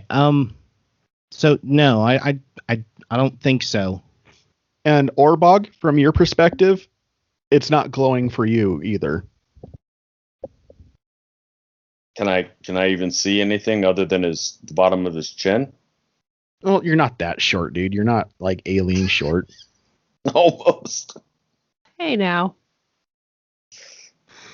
But no, it's not glowing from your perspective either. Okay. Interesting. Is it glowing for? Is it glowing now? It wasn't earlier. Yeah, it's glowing in a bright white light. It's almost, I almost can't look. And she is kind of wincing her face. She's like, I almost can't look at it. I kind of look over at Orbog and kind of look at her to kind of like, can you verify that she's not just crazy? I can't verify she's not crazy. You're so subtle. All right. She looks taken back at Orbog's statement. I'm in tune with the universe. What can I say? I think he's out of tune. We might need to find a music stop around here. So, all right. So, can you make out what it says? Did she just ask me to make out? What? You don't do that. I'm not gonna go there. I was gonna go there, but you are just too beautiful to do that. I wanted to see, could you read what it said, or is it just too blinding? And it's what's on my forehead, not me. It's very, very bright. It just, and you notice as she's looking at it, she's becoming more and more ethereal, like she's fading out of existence. Orbog, you're into the magic stuff, right? Right? What do I do? I only know how to do tricks. I don't know. She's freaking me out, man. I don't know. I don't have that effect on women. Oh, I've never had this effect on women. And I shove my hair back down over my tattoo. As soon as you put your hair back over the mark, she comes back into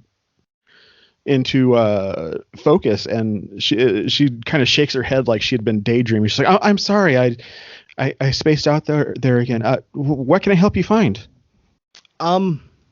You know what? How about this? If you could give me something to write with and on, I'll just write down what I'm looking for, and then you can help me out. That work? She hands you a quill and a parchment. And I write down what is on my forehead. And she's like, oh, how did you do that? It's so... And then she just kind of spaces out and begins to fade again. What? Orbog, you got to help me here, man. And I crumple the paper up and throw it across the room. And she shakes her head like she's coming out of a daze. And, I must not have gotten enough sleep last night. You know what? Why don't you go sit down at your desk? I'm going to talk to my friend here, and you just relax. You seem like you're having a day. She's like, that might be a good idea. And as she turns to walk away, and she walks past a reading table, and as before she looks down at the reading table, a book appears. She goes, "Oh, this looks interesting," and she grabs it. She takes it back to the front desk. Blondes, am I right? I have no. I'm so confused right now. Is this a weird place, or is she just weird? Well, you made things weird, and she is weird, but I didn't say look at my hickey tattoo on my head. it's not a hickey. Says you. No, I would tell you if I had one. All right, so you're familiar with this, motioning to my head. Where would I learn more about it? Or can I? Mr. You're at- Paladin guy. Well, I suppose if they let me take this book with me, which I hope they will, but if she tries to stop me, just let her look at you and she'll fade and then we can slip out. And so what I'm thinking is Gareth said that it looked familiar to him, so we should probably meet the others at the church and maybe some of those people will know. And then the party will no longer be split. All right. Sure. You know what? Why don't you give me the book and I'll take it out because you're not very sneaky. That's my thing. Okay. And maybe we can rob some people on the way to the church. You're Says the my kind of paladin. guy. I was just testing you. You failed. Oh, well. This still sounds like a fantastic idea. I haven't robbed anybody in a long time.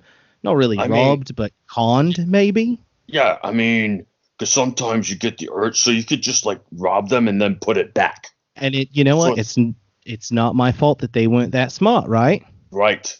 Right. All right. You're helping them. Let's go. That's right. That's right. We're going to get along just great, my friend. Okay. Bye, Fady lady. I mean, don't look at us Wilder? because weird things happen to you when you do.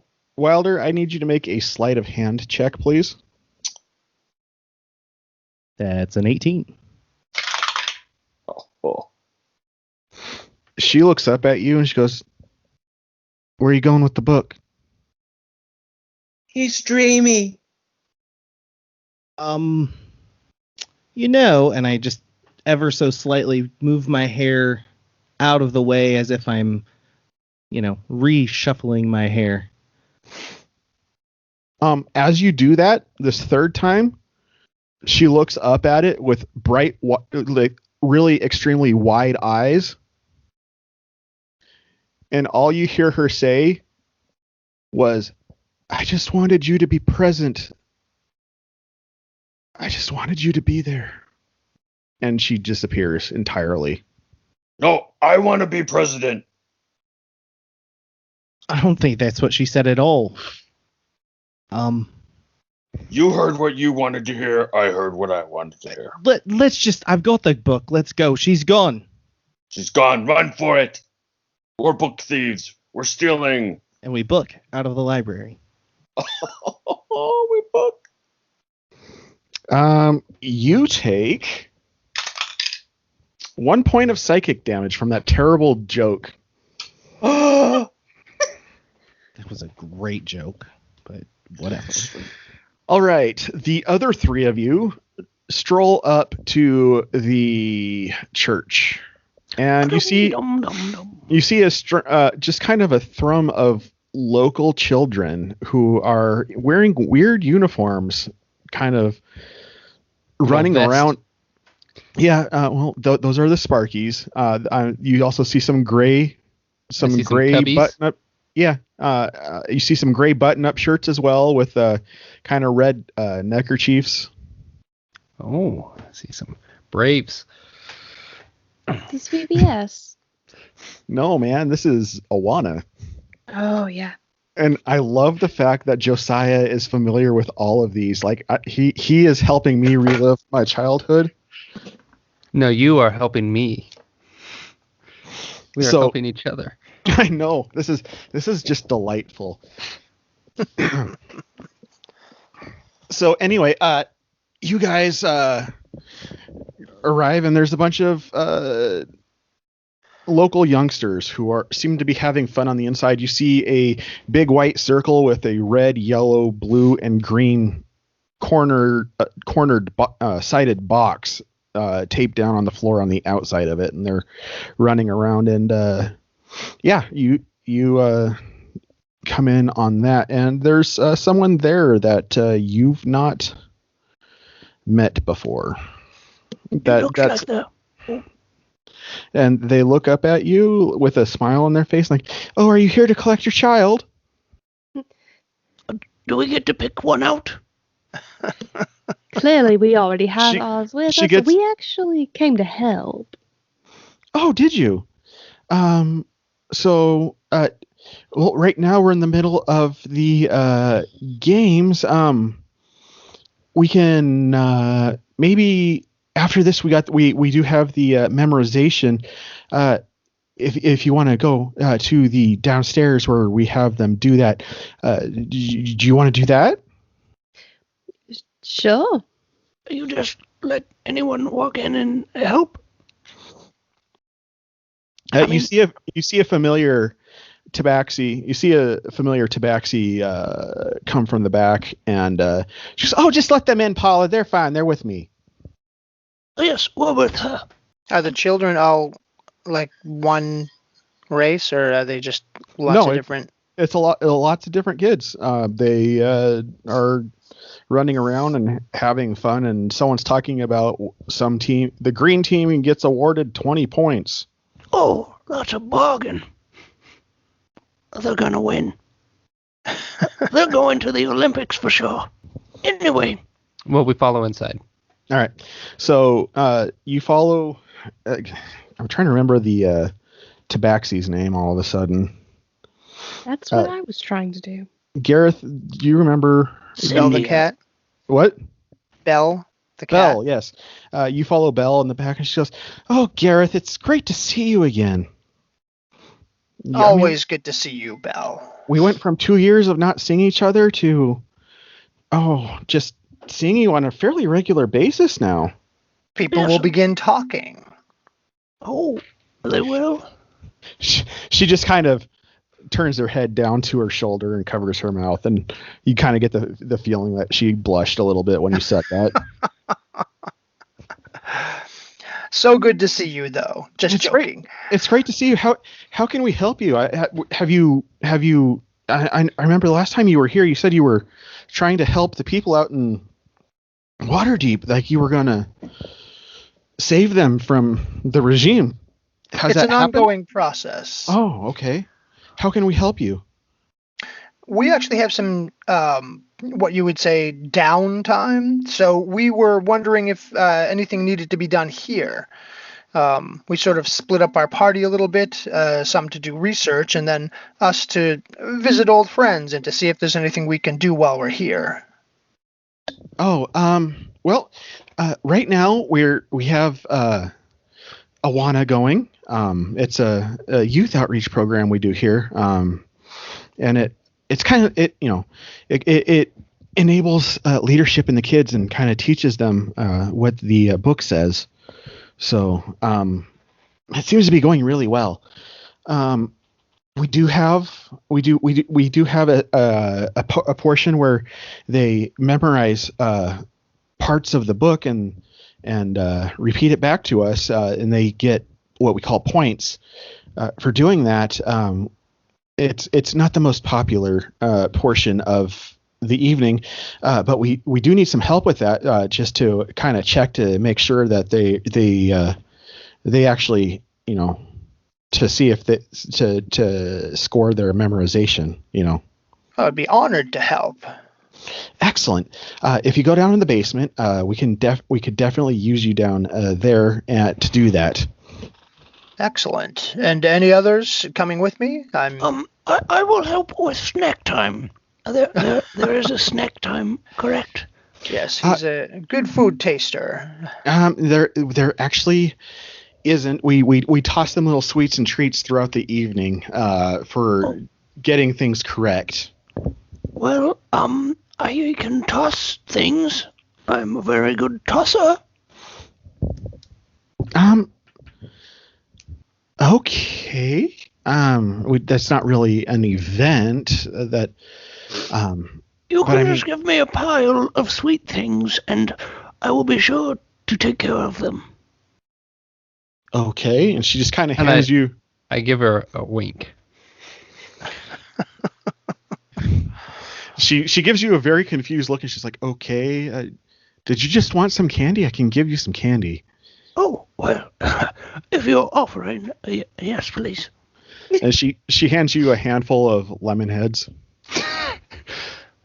I stuff like 5 of them into my mouth at once. Some of them have a little bit of a beef stick flavor to it. It's These are Disturbing. these are rather sour, and they don't taste like the. Are they expired? no, we just keep those in. We just keep those in with some of our other snacks. Yes, I would not recommend continuing to do that. These are awful. I'm going to have another. I'm gonna have another. Oh, yes. So, you guys go down in the basement and spend the next hour hearing students. We don't call them kids. You hear students reciting biblical scriptures to you. Excellent. Gareth, these are very familiar. These are very familiar passages that you know. Oh, good. Not the arcane ones. That's good. Well, no, but what I'm saying by comparison, with to Pooh and Aileen, what they have these little handbooks and they hand it to you and you're reading along what they're trying to remember to you, and if they get all the verses that are in this little section, you sign off stating that. Okay. And so you are reading and hearing all of these scriptures for the first time, and however you respond to it is your decision. I'd probably tear up. It's amazing. It's children knowing these things, and more people need to know these things, and these children have the wisdom, the information, the basic building blocks that will bring this entire civilization to a different level, and these children have these words. You guys can tell that Gareth is getting very excited. Oh, Gareth, I'm glad we could help. I'm very glad you were here with me.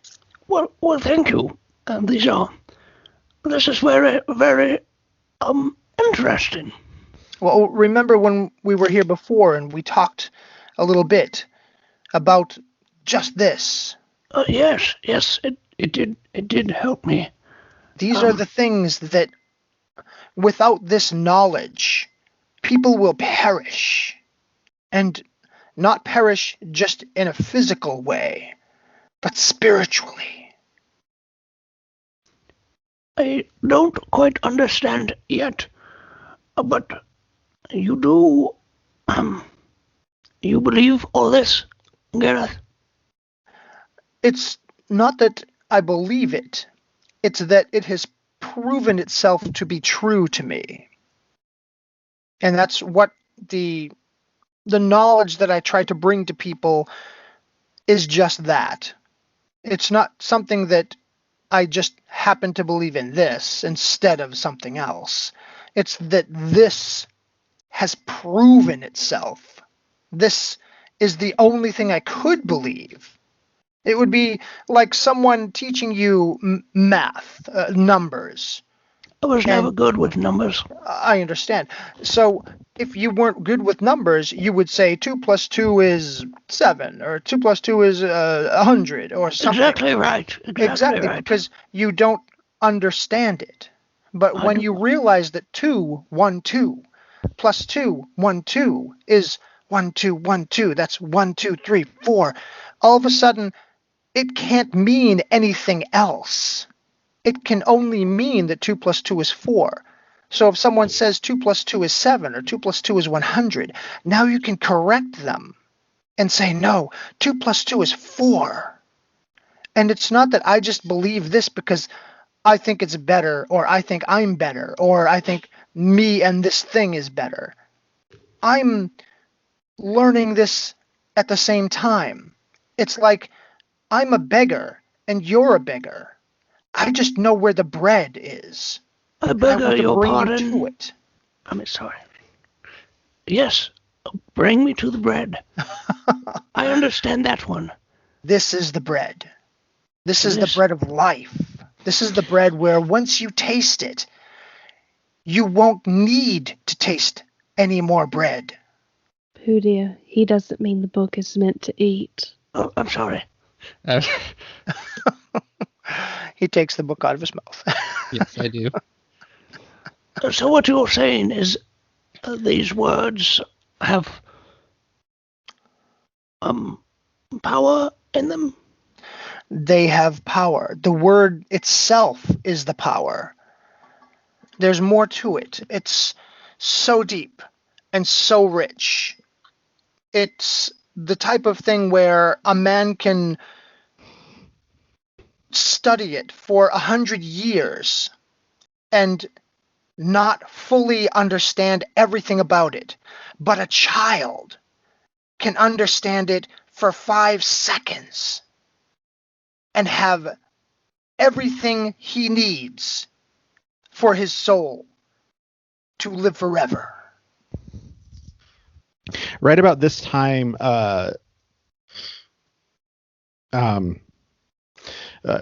and Orbog come through. You guys come through the church doors. People are cleaning up what looks like a raucous party that had happened up there. There's like candy wrappers all over the floor, and there's some adults that are just kind of chatting with each other, saying, "Oh, it was another really good night. The kids are going to be done downstairs soon. We're going to have to go through the message and then awarding the winning team here, as well as the winning kids." And then they stop and they look at the two of you. And I'm not paying attention to them. I'm reading to Wilder from the book. Wilder, is your hair? Okay, yeah. Wilder, is your hair still pulled up? No, it is still obscuring. Okay. And what are you reading, JS? And get a load of this. Did you know the goblins hate horses and they hate dogs, and they believe that riding steals your soul? But they love to sing. But if it was a goblin that wrote this, then he didn't sing with any soul.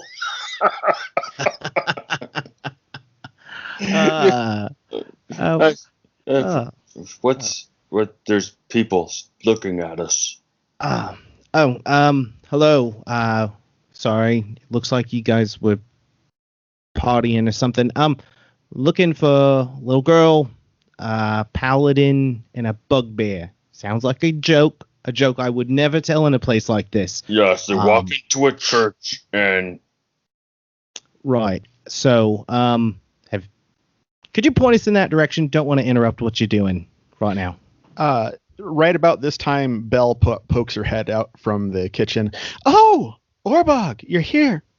You must be looking for Pooh, Alien, and Gareth. They're downstairs. They're helping the kids with their memory verses.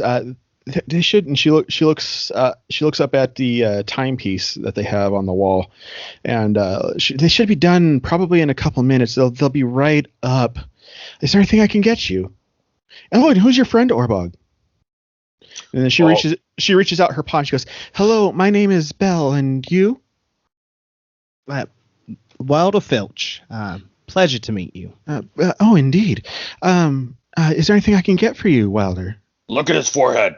Look at his forehead. Subtle, friend. What does it mean?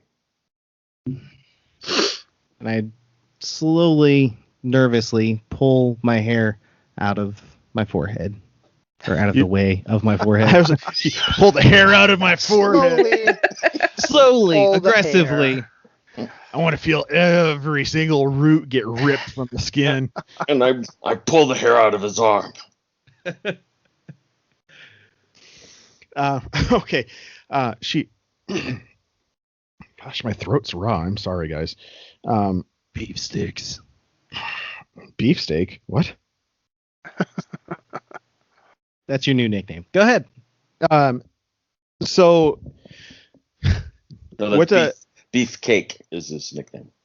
Eat cake. Eat cake. You pull the hair away from your forehead, and she looks up at wide eyes. She goes, "Oh my!" And she looks at you and she goes, "Did you do this yourself?" No, never. I had a dream last night, and then I woke up and everybody saw this, and then I saw this, and I feel better, but I'm a little worried about what this is, and your reaction didn't help that. You're freaking me out. What was the dream? Somebody called the Keeper showed up and used their horn and put this on my head, showed me a little bit from my past and said that I can move forward and be better than I think I could be, while remembering where I came from. It's a little fuzzy now, but that's what I remember. As you're talking, she just gets increasingly more wide-eyed. Ma'am, Belle, hello? Yes. Why don't you come over here and sit down? I have a thing. I'll be back. And she sits you down and she runs out the front door. I feel like this is going to be a very common thing going forward. I think she's going to kill you. Well, you better finish reading me that book, because this is dang interesting. Yeah. All right, so the three of you downstairs, you hear kind of a ringing bell, and you're like, and the kid's like, okay, time's done. We got to go upstairs and find out who the winning team is and hear the message. Are you guys gonna go upstairs, or are you staying down in the basement? Yes, well, I guess we'll head upstairs. Choo choo. What the heck, dude? There was nothing I did there that was railroading. Orbog just likes to make railroad noises. So you guys going upstairs or going staying down or going upstairs? You guys going up those stairs? Are you sure he's not called the conductor? E2 Brute. Gonna punch the ticket? There's just I'll put it this way: there's some stairs over there, and there's some stairs over here. Which one are you gonna take? You know what? Fine. You guys start going upstairs, and the stairs break, and you're trapped in the basement now. And Well, Boggle, I think they're all dead. And thus ends the Hey, tale. guys, children went around to see. We win. We are the champions. It's my friend. We'll keep on falling down the stairs. I'm going upstairs. So you guys go upstairs. I'll show you a railroad session someday, kids, and then you'll find out how much I'm not railroading you. I don't feel railroaded. Neither do I. Once upon a time there was an engineer. Choo-choo Johnny was his name we hear. He had an engine and he sure had fun. He used good and plenty candy to make his train run. Are you done? I think I can. I know the rest of it, but I won't sing it. So you guys get upstairs and you see Wilder. His train filled the temple. You see Wilder and Orbog sitting up there. And what are Wilder and Orbog doing while they're sitting up there? Contemplating the meaning of life. Maybe doing some training. Little dominoes. I asked him to read from the book, but apparently he's not. No, I skimmed it. Those are the best parts. I probably would stay on the same joke and just keep telling him the same thing over and over. Can I look up and see them coming up the stairs and Yeah. saving my life? Yeah. All right.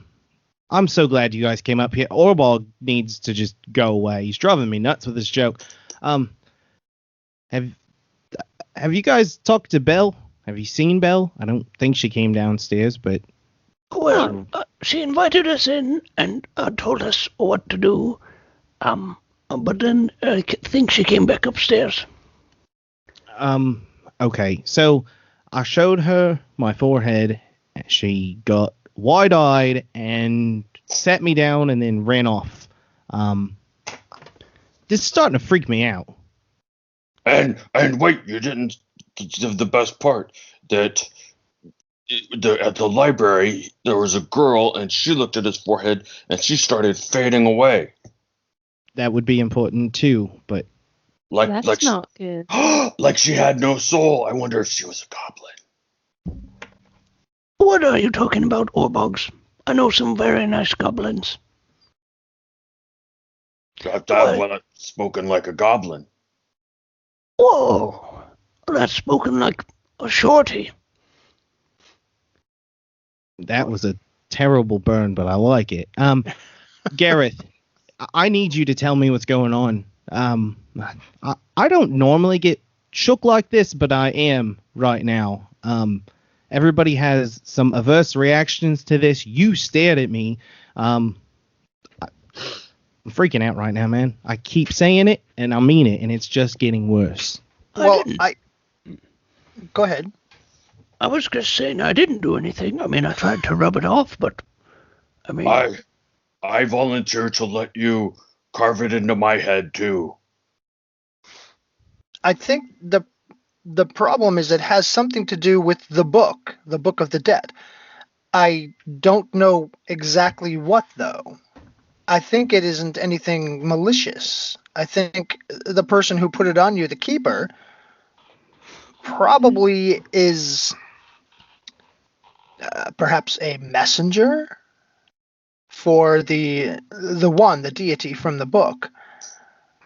As you're saying this, Belle comes back in with somebody none of you know except for George. Except for Garrus. Gareth, sorry. Why did I say Garrus? because it's late. Gareth. You need a nap. It's my twin brother, Gareth. Hey. Gareth, you see Mythox. Mythox. So good to see you, my friend. I didn't think they could use language like that in a church. I didn't think so either. Choo choo. And he comes in and he's like, "Oh yeah, so I've been told that there was someone here bearing a strange mark." Yes, my friend here. His name is Wilder. Nice. He Wilder. woke up with this mark on his head. And Pooh has a tattoo too. And she has something up her nose. Yeah, she's got a demon up her nose. Let's not bring me into this situation. Can we put her in that special pool? Well, let's deal with this one situation at a time. What are we looking at when we see Mythox or what- Mythox? He is a drow. He is a very short drow. He's about the same height as Orbog. Okay. So a punk. Got it. A what? Punk. A punk? Yeah, like Orbog's a punk, so about that size. Just a punky little guy. Okay. Definition must be different on your side of the country. Anyway, so he's like, okay, which one of you is Wilder? That'd be me. Right. May I see the mark, please? I don't know. I might be a little wilder than he is. You notice that there. I'm sorry, it's the Goblin Book. You notice that he doesn't really crack a smile. Like it seems like he's complete. He's all business. Like there's something. He has a very stern look on his face, like something big is going on, and that the humor at this moment seems to him like it's inappropriate. I'm sorry, your drowness. May I see the mark, please? Am I bringing you drown? Move the hair from my forehead. What's that? I moved the hair from my forehead. Okay. He looks at it, and as soon as you move your hair, he's like, "Oh, it's true." And this came after what happened? I had a dream. I met somebody named the Keeper, and then they carved this into my forehead with a horn. Just above his eyebrows. I cover Orbog's mouth with my hands. Thanks, Pooh.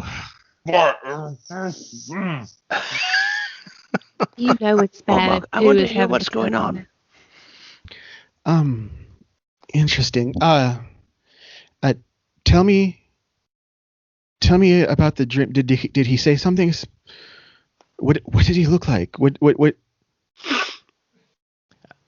I mean, the longer I'm up, the fuzzier it gets, but he was a lion and something else, and he was kind of on fire. And, a lion? Yeah. Interesting. And maybe a cow, too? I don't remember. But I do remember that he had horns, and he carved this into my head, but before he did that, he was trying to show me that I wasn't actually awake, that I was still sleeping, and that he was coming to me in a dream, and he shapeshifted into some people that are from my past. And what are the significance of these people? And I kind of look around at the group because I'm not totally ready to share any of this information. This is very important. So one of these, the first one was my mentor. He's gone, and the second one was the old me before Wilder. The old you? Interesting. Did you hear that? I agree completely. It almost seems like there was you. Wilder, is it? Yes. Yeah. I believe you were touched by the divine, not the divine, capital, but you said he referred to himself as the Keeper. Yes. That's what he said to me, and apparently he's talked to these people too. We don't like him very much.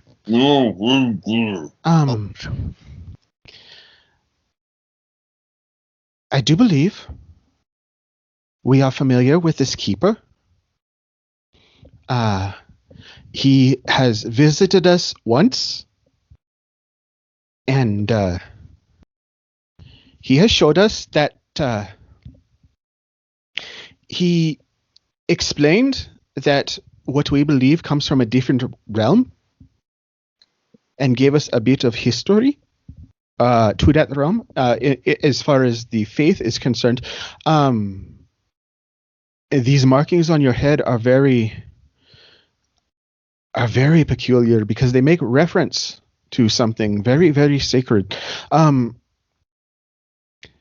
We have come to believe that the Keeper is what we call a Metatron.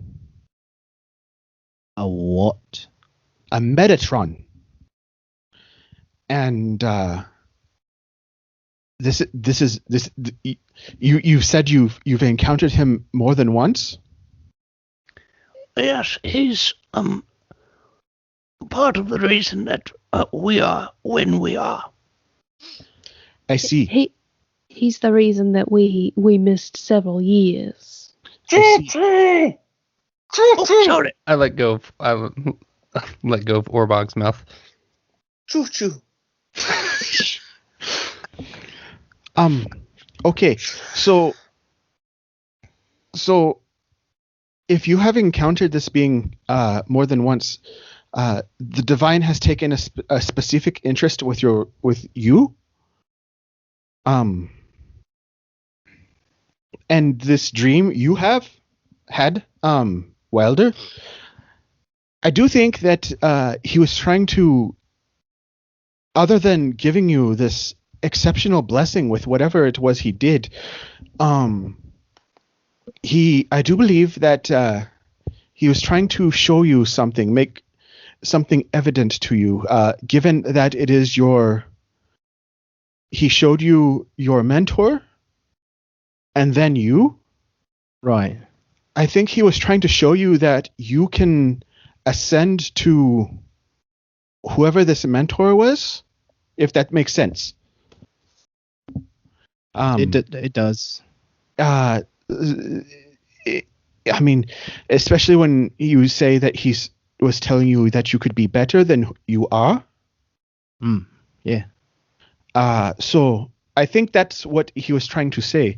And in this mark, it's actually what you call an acronym in a different language. It's a kind of makes very, very specific reference to a persona. No.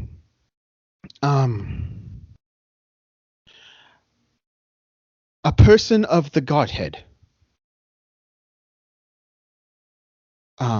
Obviously, there is. If it made somebody disappear, this is very strange. Did she exhibit any strange attributes before she disappeared, or was it just a normal person? Oh, the librarian. I mean, I kind of look over at Orbog. I guess she was kind of ethereal. She had a book that disappeared too. Right. And her eyes glowed a little bit when she was looking at me. Oh. She wasn't too bad for a human. I mean, if you're into that sort of thing. I think she may not have realized she was dead. I think I'm going to throw up. But we need to take care of this, because obviously you can't just walk around with this on your forehead. It will make for some awkward situations. Would you like me to try to help? Yeah, because I can't walk around with my hair all down like that. Doesn't look good. But yeah, I get your point. Yes, please.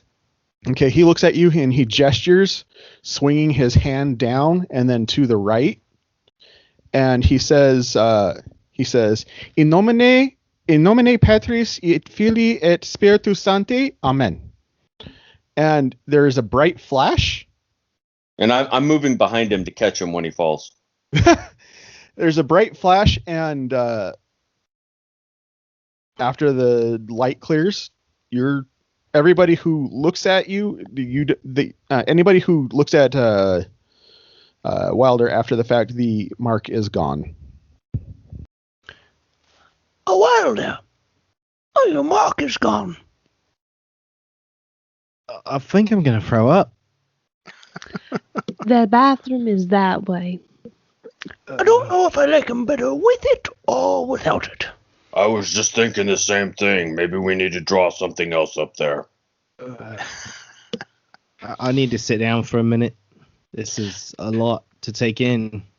I will say this. I get the feeling that there are very strong emotions attached to the keeper within this group. Yes?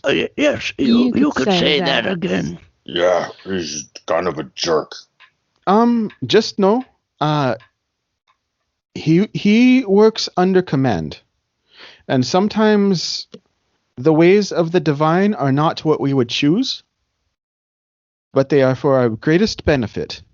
And he looks at you, Orbog, and he says to you, I would assume that someone of your caliber would understand these things, yes? I mean, just because I'm handsome. Because you are a man of faith. Well, I don't. This is a little awkward. I don't know how much I actually believe in the stuff I was taught. I was kind of just doing it because my mentor, I respect him a lot, and so I was kind of. I don't know. I don't know what I believe anymore.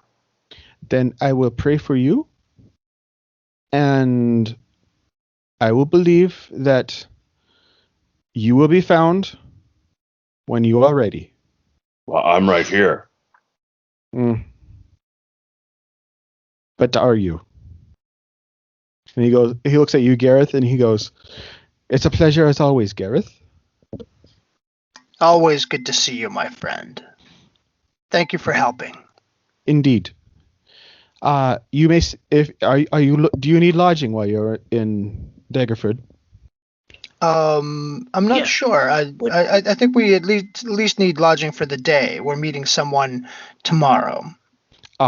Then you are welcome to stay here until as long as you need.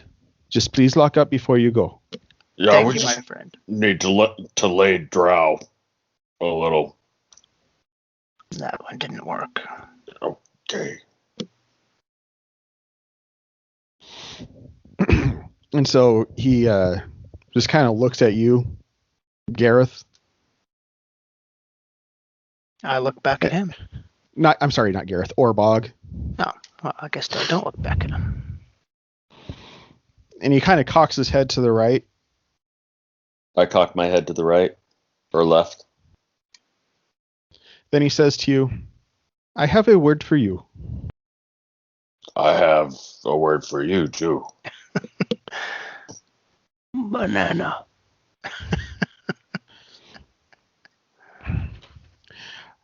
You will not be happy until you find your faith again. And though you will seek answers in illegitimate areas, you will come to faith again. And when you do, you will thank the God for the trials you have encountered, because they have brought you back into his fold. To the rest of you, good evening. I go home now. And he walks out. Nighty night. Farewell, friend. Oh, well, he was nice. All right, so the next day comes. That evening, you are to meet with the Bulgars. What are you doing for the day, or are you just kind of passing time until the evening? Just passing time till the evening. Trying to get the sticky off the back of my shirt. I'm going to return the book to the library. Oh, okay.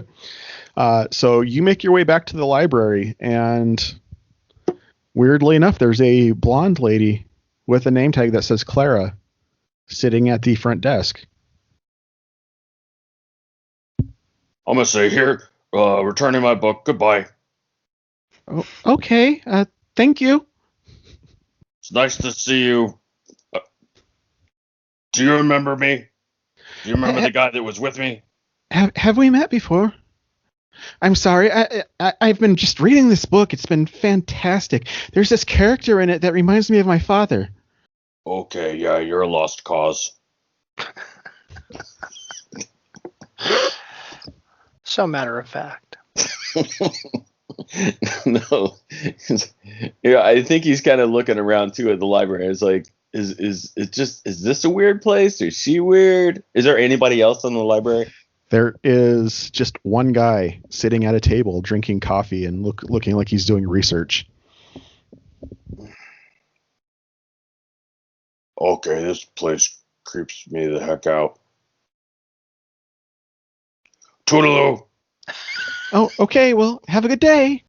Yeah, I'm gone. All right. Anybody else doing anything before the dusk? Nope. Nope.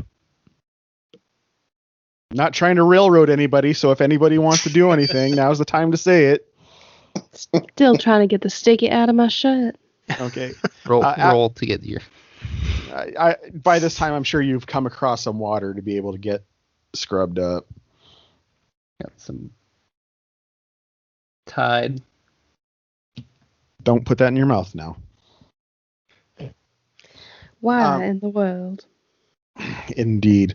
All right, so evening falls, and I'm assuming you guys don't want to railroad anybody, but did you guys want to go to the edge of town, or did you just want to leave and just go have a beach party? Beach party. Yeah, beach party. If that's an option. I mean, Anything's an option. in D&D, anything's an option. I'm just... Side quest. I thought that's what we were on. We go to the edge of town. Just to understand, every option has a repercussion, so... Or So, all Bog right. dies from partying too hard at the beach party. All right, so you guys go to the edge of town, and the King of Bulgar is there, and he gives you the traditional bugbear welcome. I return it. And he says to you in Goblin, he goes, and you only see him, but what you smell lots of bugbear around. Like they got to be hiding. Yeah. And he says to you in Goblin, he says, I will accept your offer under one condition. And what is that? Before you disappeared and left everybody to the chaos that ensued, we were supposed to have a contest. Yes. We will accept your proposition as long as you concede defeat in this contest in the traditional declaration of defeat in common. I accept the terms. This is going to be... It's much more elegant in Goblin. But, the Bugbear tribe is totally... No, you said that wrong. Oh, sorry. What I meant to say was the Bugbear tribe is totally better than the tribe of Senders. I'm a silly, a Nancy boy, a nanny, a boo-boo. All right. You shall have the tribe of Bulgar. We will march to Waterdeep, and we will camp in the former territory of Sanders. You let us know when it is time. I thank you, and I hope that maybe we can grow closer, and that we no longer have to fight amongst each other, for we, after all, are still bugbears. Indeed. And then he makes a hand gesture and goes like that, and then all of a sudden the grass around you rustles, and he walks off into the grass. I didn't know Russell was here. So That was for you. you have acquired yourself an army. Yes, sir. Well, everyone, our work here is done. Perhaps we should return back to Waterdeep. I think perhaps, Aileen, you should play us a song. No? And sing it in Goblin without any soul. I don't know any goblin, but if we head back to the church, we can get to my flute, the one that went up your nose, Oh, and yes. we can play a song. Well, I'm assuming you guys took your stuff with you because you guys said you were only staying that one night. Yeah. That's true. Actually, your bag is right here. Ah, I grabbed it for you, and you forgot it back at the church. you are so kind. I know. So are you guys heading? How are you guys going back to Waterdeep? I have a quick question. Is this the same area that we were in when we met those people that tried to rob us or whatever? No. It's a different area? Okay. I figure we head back to the teleportation.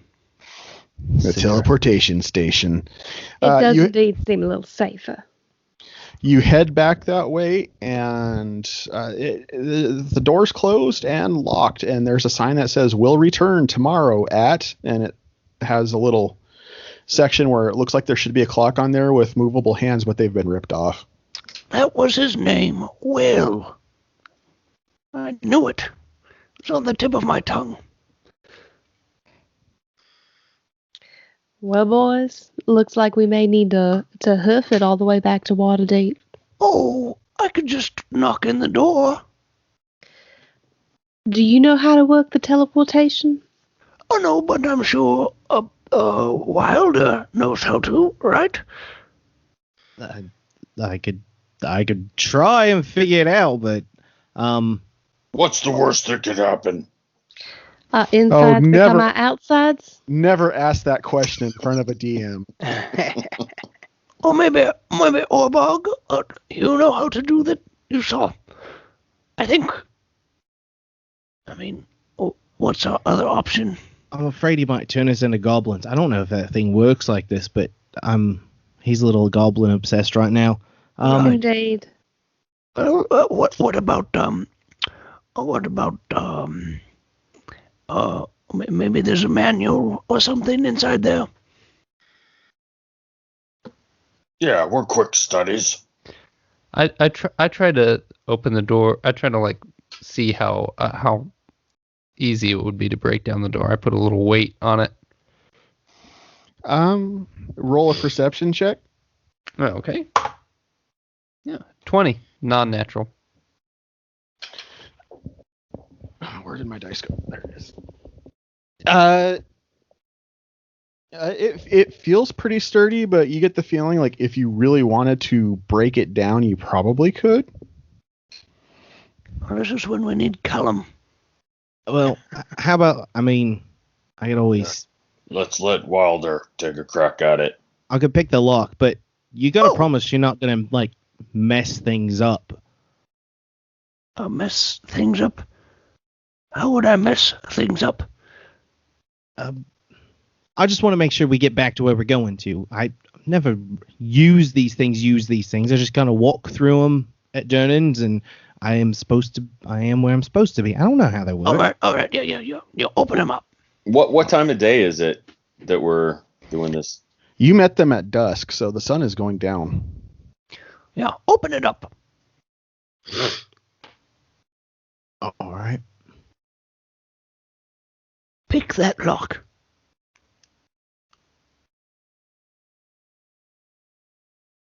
19. Yeah, you use your thieves' tools and you jimmy around in that lock a little bit, and eventually, the door kind of swings open. It's been a couple days since I did that. I'm kind of surprised it worked so quick. Wow, that's what's impressive. Well, as you were, Mr. Big Bear, I'll let you go first. Actually, Aileen, would you please go first? Ladies first, of course. What feel about like Gareth? I feel I didn't like say I'm gonna- pansies, I said ladies. I feel like I'm going to need to stealth on in, so I'm just going to roll that real quick. Just don't touch any dead bodies. 27. Natural Aileen. 20. Aileen basically disappears. Aileen, I'd like you to make a perception check, please. Oh no, Wilder has that effect on women.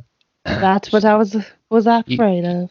You don't have dark vision, do you, Aileen? 21, and I do not think I do. Yeah. Okay, so we're going to take that 12 you rolled then for disadvantage. Oh, no. Sorry. So you walk through that door, And as soon as you step over the threshold, despite the fact that no one else can see you because you blend in with the shadows of dusk very well, all of a sudden you hear a very loud alarm. It's almost like a magical alarm going off as you walk into the building. Lord have mercy. Wilder did it. Wilder did it. Oh, did you turn it on? Is that the sound of it going? No, No. I don't think I've ever run into that before. I could have. No, used it. dear. I believe that is the sign that we need to get out of here. What is this? What's happening? We heard this loud noise and we came to check it out. Oh yes, we could pull that one again, Orbog. You hear running footsteps in the distance. What are you guys doing? Quick, everyone inside. I'll shut the door and we'll pretend like it's locked. Gentlemen, this is not a good idea. Oh, it's a wonderful idea. I say we do it. He's a strong boy. He's ended up in jail before. Let's not follow suit. That's also true. I am not the brightest bear in that honey pot, as the saying goes. And we love you for it. Footsteps are getting closer. Let's go, guys. Put the hat on. Become Christopher. I'm already... What? That's not a good idea. No, it's a terrible idea. Gentlemen. I dive inside. Okay. Pooh jumps inside. Can I keep my stealth and Well, just be hidden? You did talk and have a conversation with them, so you're going to have to re-roll that stealth. I'm going inside, by the way. 25. All right. Yep. You are stealthed. I'm. I don't know. I'm gonna bear crawl under like a table if I can find one, and I rolled my stealth for that. We shall die together as they burn this building down. The 22 for my stealth. Okay. And so you guys are inside the building. What are you doing inside the building? I'm hiding under a table. Pooh? You are? What? Yeah, Okay. I'm hiding under a table. Is I'm looking everybody? No, I'm looking for train tracks. There's none in here. This is our fault. I was about to say, this is all you're doing. In the shadows. Yep, I am in the shadows as well, in a little corner. Okay. Orbog and Gareth, what are you doing? I haven't heard from you what you're doing at this point. I'm going inside. I Okay. said it real quickly in between two other people talking. I will draw my weapons Oh, and I guess I'll try stealth. Better than not trying stealth, right? so in this room, I'm just gonna let you guys know there's basically a bookcase. There is the sigil of teleportation on the floor, and there's a couple tables, and that's about it. This bookcase won't know what hit it. Also, we're in Daggerford, which is not currently occupied by Christopher's minions, right? Right. So these are just regular people. Oh, wait, does anybody see any goblin books in the bookcase? I'm under the table. Shh. Does the bookcase seem as though it might be on a hinge and act like a door? Go ahead and roll a perception check.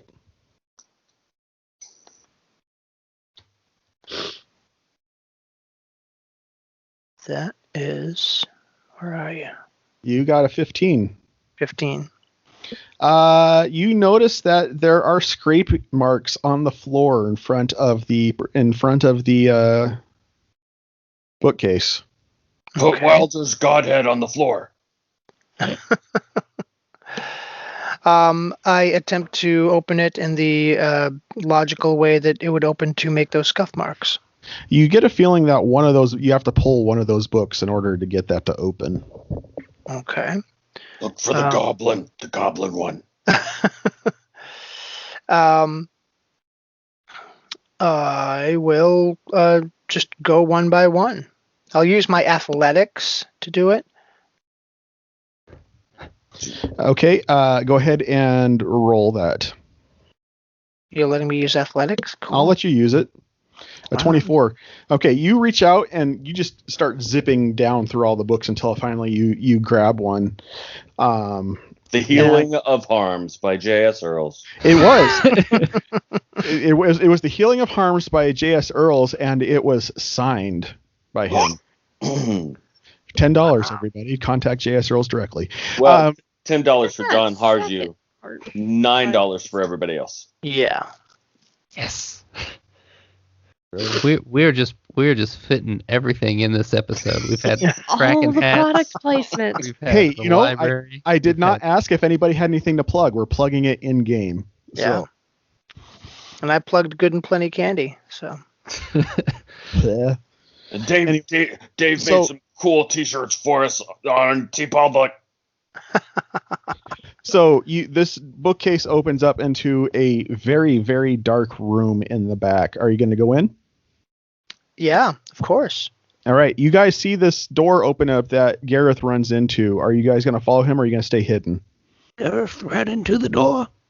Poor fellow. Can I stealthily follow? I joined Yes. the doors. I'm going to stealthily follow. I'm not willing to break stealth, but I will follow. As do Okay. I. Back against the wall. I'm going to book it. All right.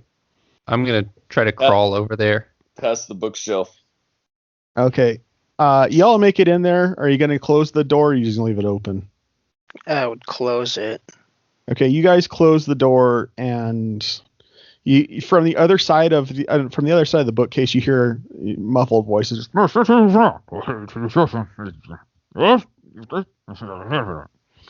Sounds like my teacher in school.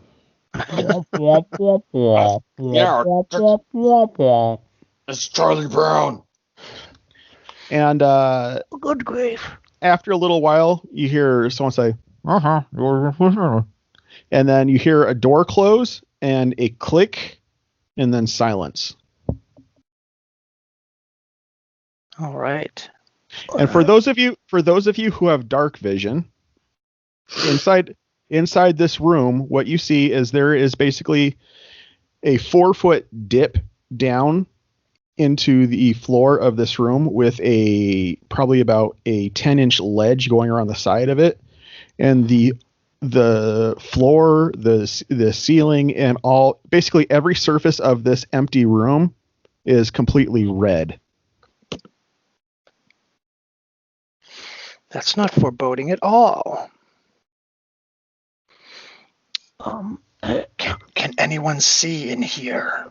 I can see, but I don't know what Oh. I'm seeing.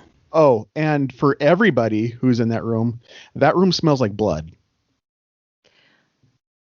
I'm not feeling too well. This room smells like things that are better left unsaid. So I'm not sure I want to be able to see.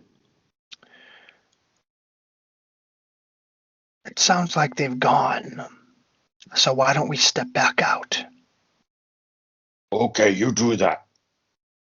I push on the bookcase to see if it'll open. It opens. Yep. Okay. I peer out, peeking out just to try to make sure that everyone is gone. No one's still there, just waiting for us to open a door or something. Yeah, there's nobody there. Okay.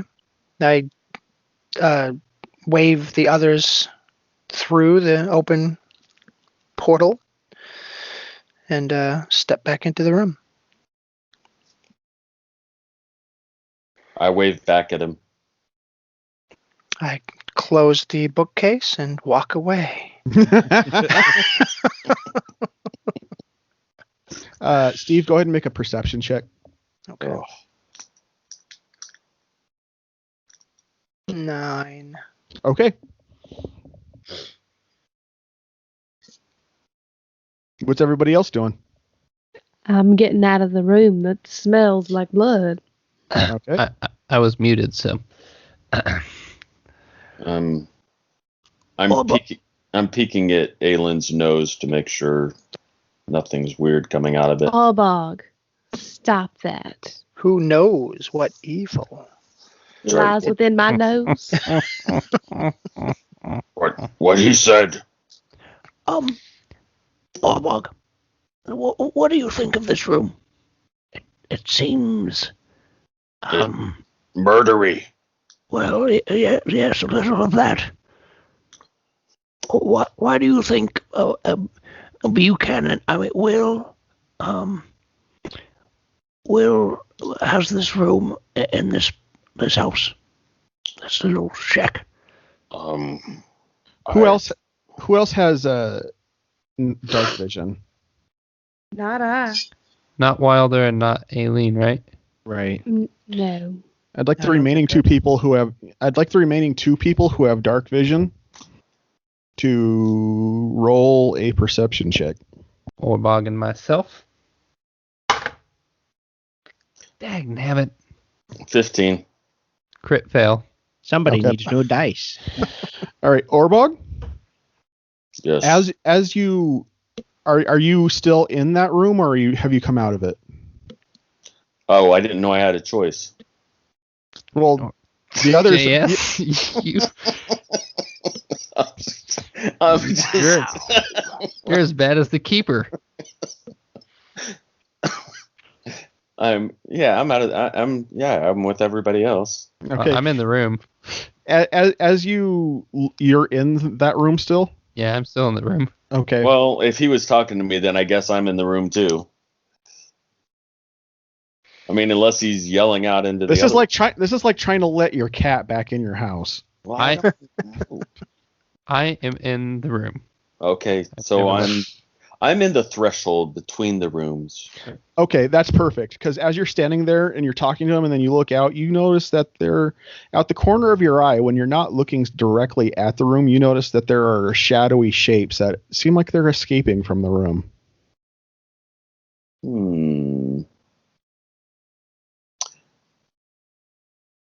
Just from the blood room, right? Yep. Pooh, I think you should get out of this room. Why? There's... I'm trying to figure out what exactly it's for. I'm just kind of looking around at things in there, and I see dead people. What? Dead people? I don't know for sure. Shadows or something. We need to get out of here. Oh, okay. Right. I go to exit the room. But it's very strange. We didn't see anything. We won't tell anything. Just we're gonna close this bookshelf. It doesn't seem like the sort of place that someone who's with the resistance should have. Do you think maybe that's his blood over the walls? Will's? No, the keepers. Yes, Will's. Maybe. Let's close the door before any more of whatever you said does whatever it's doing. And so, did they look like shadows, or were they like the druid shadows? Do they look like Lamont Cranston, or? How is their nose? Is anything coming out of it? I will put it to you like this. You only caught it in your peripheral vision. When you looked directly at it, you couldn't see it. So you don't have a specific figure. You just basically saw shadows moving out the corner of your eye. So basically, red room and black shadows moving. Mm-hmm. Yeah, I mean, We're closing the door. Yeah, we're closing the door. It clicks. It doesn't. We put the deadbolt. We put the alarm on. Actually, what happens is the reason why Gareth was able to push this door open, what you're able to ascertain when you try to close this door, is Gareth, when he was just ripping books off that shelf to get that door open, he broke the latch. Uh-oh. What? Oh, you went all poo. That's not fair. I'm not a verb. Yes. An adjective. All That's the one. right, so you guys are in the teleportation room. What are you doing? Teleporting. You just gonna walk in the circle? I'm gonna push Wilder in this. No, I'm just joking. Choo choo. What else is there to do? Yeah, I'll take a table. I'm gonna look at the wall. I'll try to move a table over and try to prop it up against the door to try to keep it shut a little more. Okay. Do we want to try to teleport? Well, of well, course. that is why we came in here. That's why we came, right? Yes, first, let's put these things against the door to keep it from opening further. Smart idea. I do that. I try to shove one of the tables up against the door and wedge And I it so that assist. the bookcase door so that it doesn't open further. And I sprinkle some salt. And where did you get your salt? I am He's a salty guy. I'm a chef now. All right, so after all your machinations, what are you guys gonna? What are you doing? So that works. I mean, we don't have to roll anything to. You guys said what you're doing. I mean, you didn't do anything that's too technical to do. Okay. I mean, Good. That's what I did. Then I go. All right. I guess we get in the circle, and Wilder, you said you've seen this done a few times before. I mean, you know, how to get back to Durnan's, right? No pressure, click- but our lives are in your hands. Do we click our heels 3 times? I don't know. I just walk through it. I just Oh, okay, you first. All right. So I walk through the portal. all right. He walks into the circle of teleportation and disappears. oh well, that was easy. I start to walk towards him, and then I'm like, Wait, you others go first. I'll make sure that nothing else comes and tries to get you. Shouldn't we all try to jump on it at the same time? We Yeah, don't just- really want to split the party. All right. Despite the fact that you already have. yeah, Wilder just walked through. All right. He was our test subject. All together then. Let's go. I try to gather the rest of them up and kind of shove them with me through. All right. Y'all disappear. And who wants to take responsibility for what happens next? Wilder. Wilder. Wilder. Yep. Pooh. Okay, Dave, Yeah. I need you to roll a D100 for me, please. That does not sound good. Natural 20. 17. You guys reappear in a very unfamiliar room. All right, we made it. And there are several people with swords that are standing around. I don't All remember. Dad has his We sword. didn't make it. We come in peace. Wilder, are you here? Are they humans or what are they? You can't tell because they're wearing armor. Did we all arrive at the same time? Oh, please be goblins. Be goblins. What size are they? What? Actually, the 4 of you all arrived at the same time. Uh-huh. So Wilder's not here? No. Oh, shoot. I did it again. I lost someone. Gareth, do you see Wilder anywhere? Wilder! Do I see Wilder? anywhere? Wilder! You don't. I don't. Oh, no. Not Uh-huh. again. Perhaps we should jump back through that circle. Yes. Everybody point and say squirrel, and then we jump back on. I don't even... Can we? Are they just staring at us while we talk about all this? They're staring at you. I point at one of them. Are you there?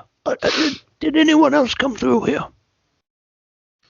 One of them leans over and whispers into the side mask of one of the other ones, and he the one that got whispered to runs out the door of this building that you're in. That didn't answer my question. Hello? Are you going to talk to me? Do you understand what I'm saying? How many people are in there? About 12. Piece of cake. Hello? Can you hear me? Are they responding at all? They're just staring at you. It's like they're waiting for something. Can we tell what language they were speaking? Make something else. Make a perception check, because they were, you guys had just tumbled through, so you weren't really paying attention. After you tumbled through, the only communication that had happened was just the dude whispering in the side of the dude's helmet. Well, I got an 8, but I have advantage.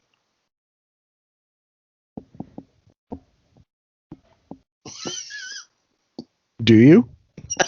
Well, he's got some help, because I've rolled a perception as well. Well, either an 8 or a 10 will get you that, so you didn't quite notice. But what you do... Put them together. No. But what you do hear someone talking, a familiar voice out the door, saying, "Aye, so show me the intruders then. And we'll pick it up next time from here." Woohoo! We made it to Middle Earth. We made it to the kitchen. Huzzah! I am a cook. So Nicely for those done, of you, John.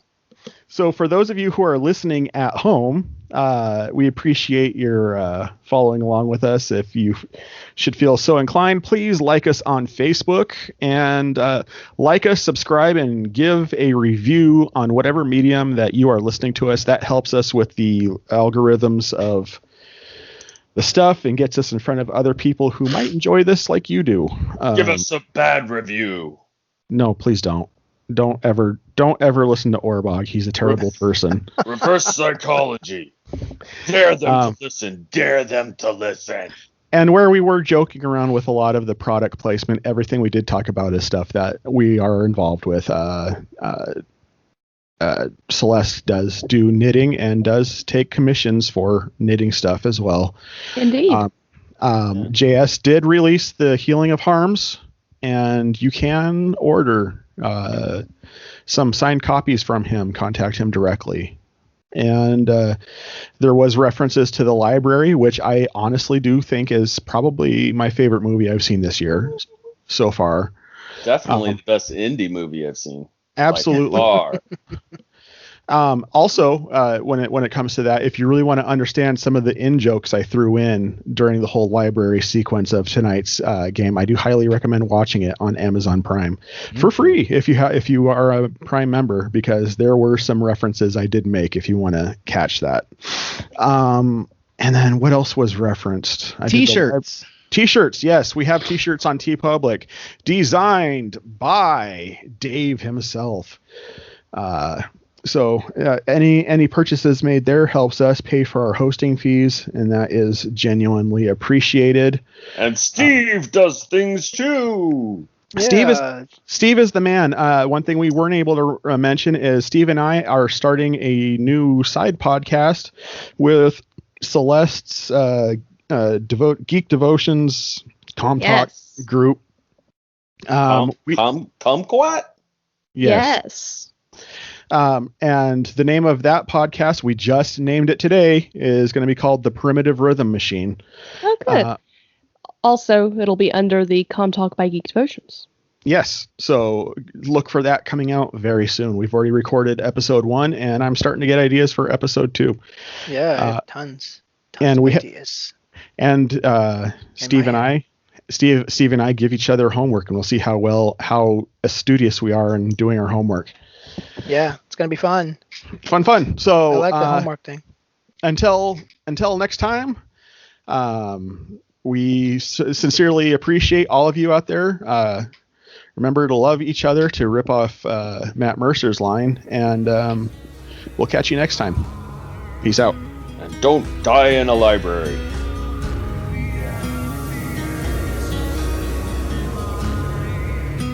You've been listening to the Playing Games with Strangers podcast, a Supersonic Pod Comics production featuring the voices of J.S. Earls, Catherine Serwinski, Josiah Crandall, Steve MacDonald, and John Harju. The theme music is Exit Zero by Sovereign Citizen and the Nonprofits, used with permission. Find more of their work on Facebook or wherever else you purchase music digitally. Please rate and review this podcast, wherever you download it from, to help other listeners find this podcast and join our community. And once again, thank you for listening.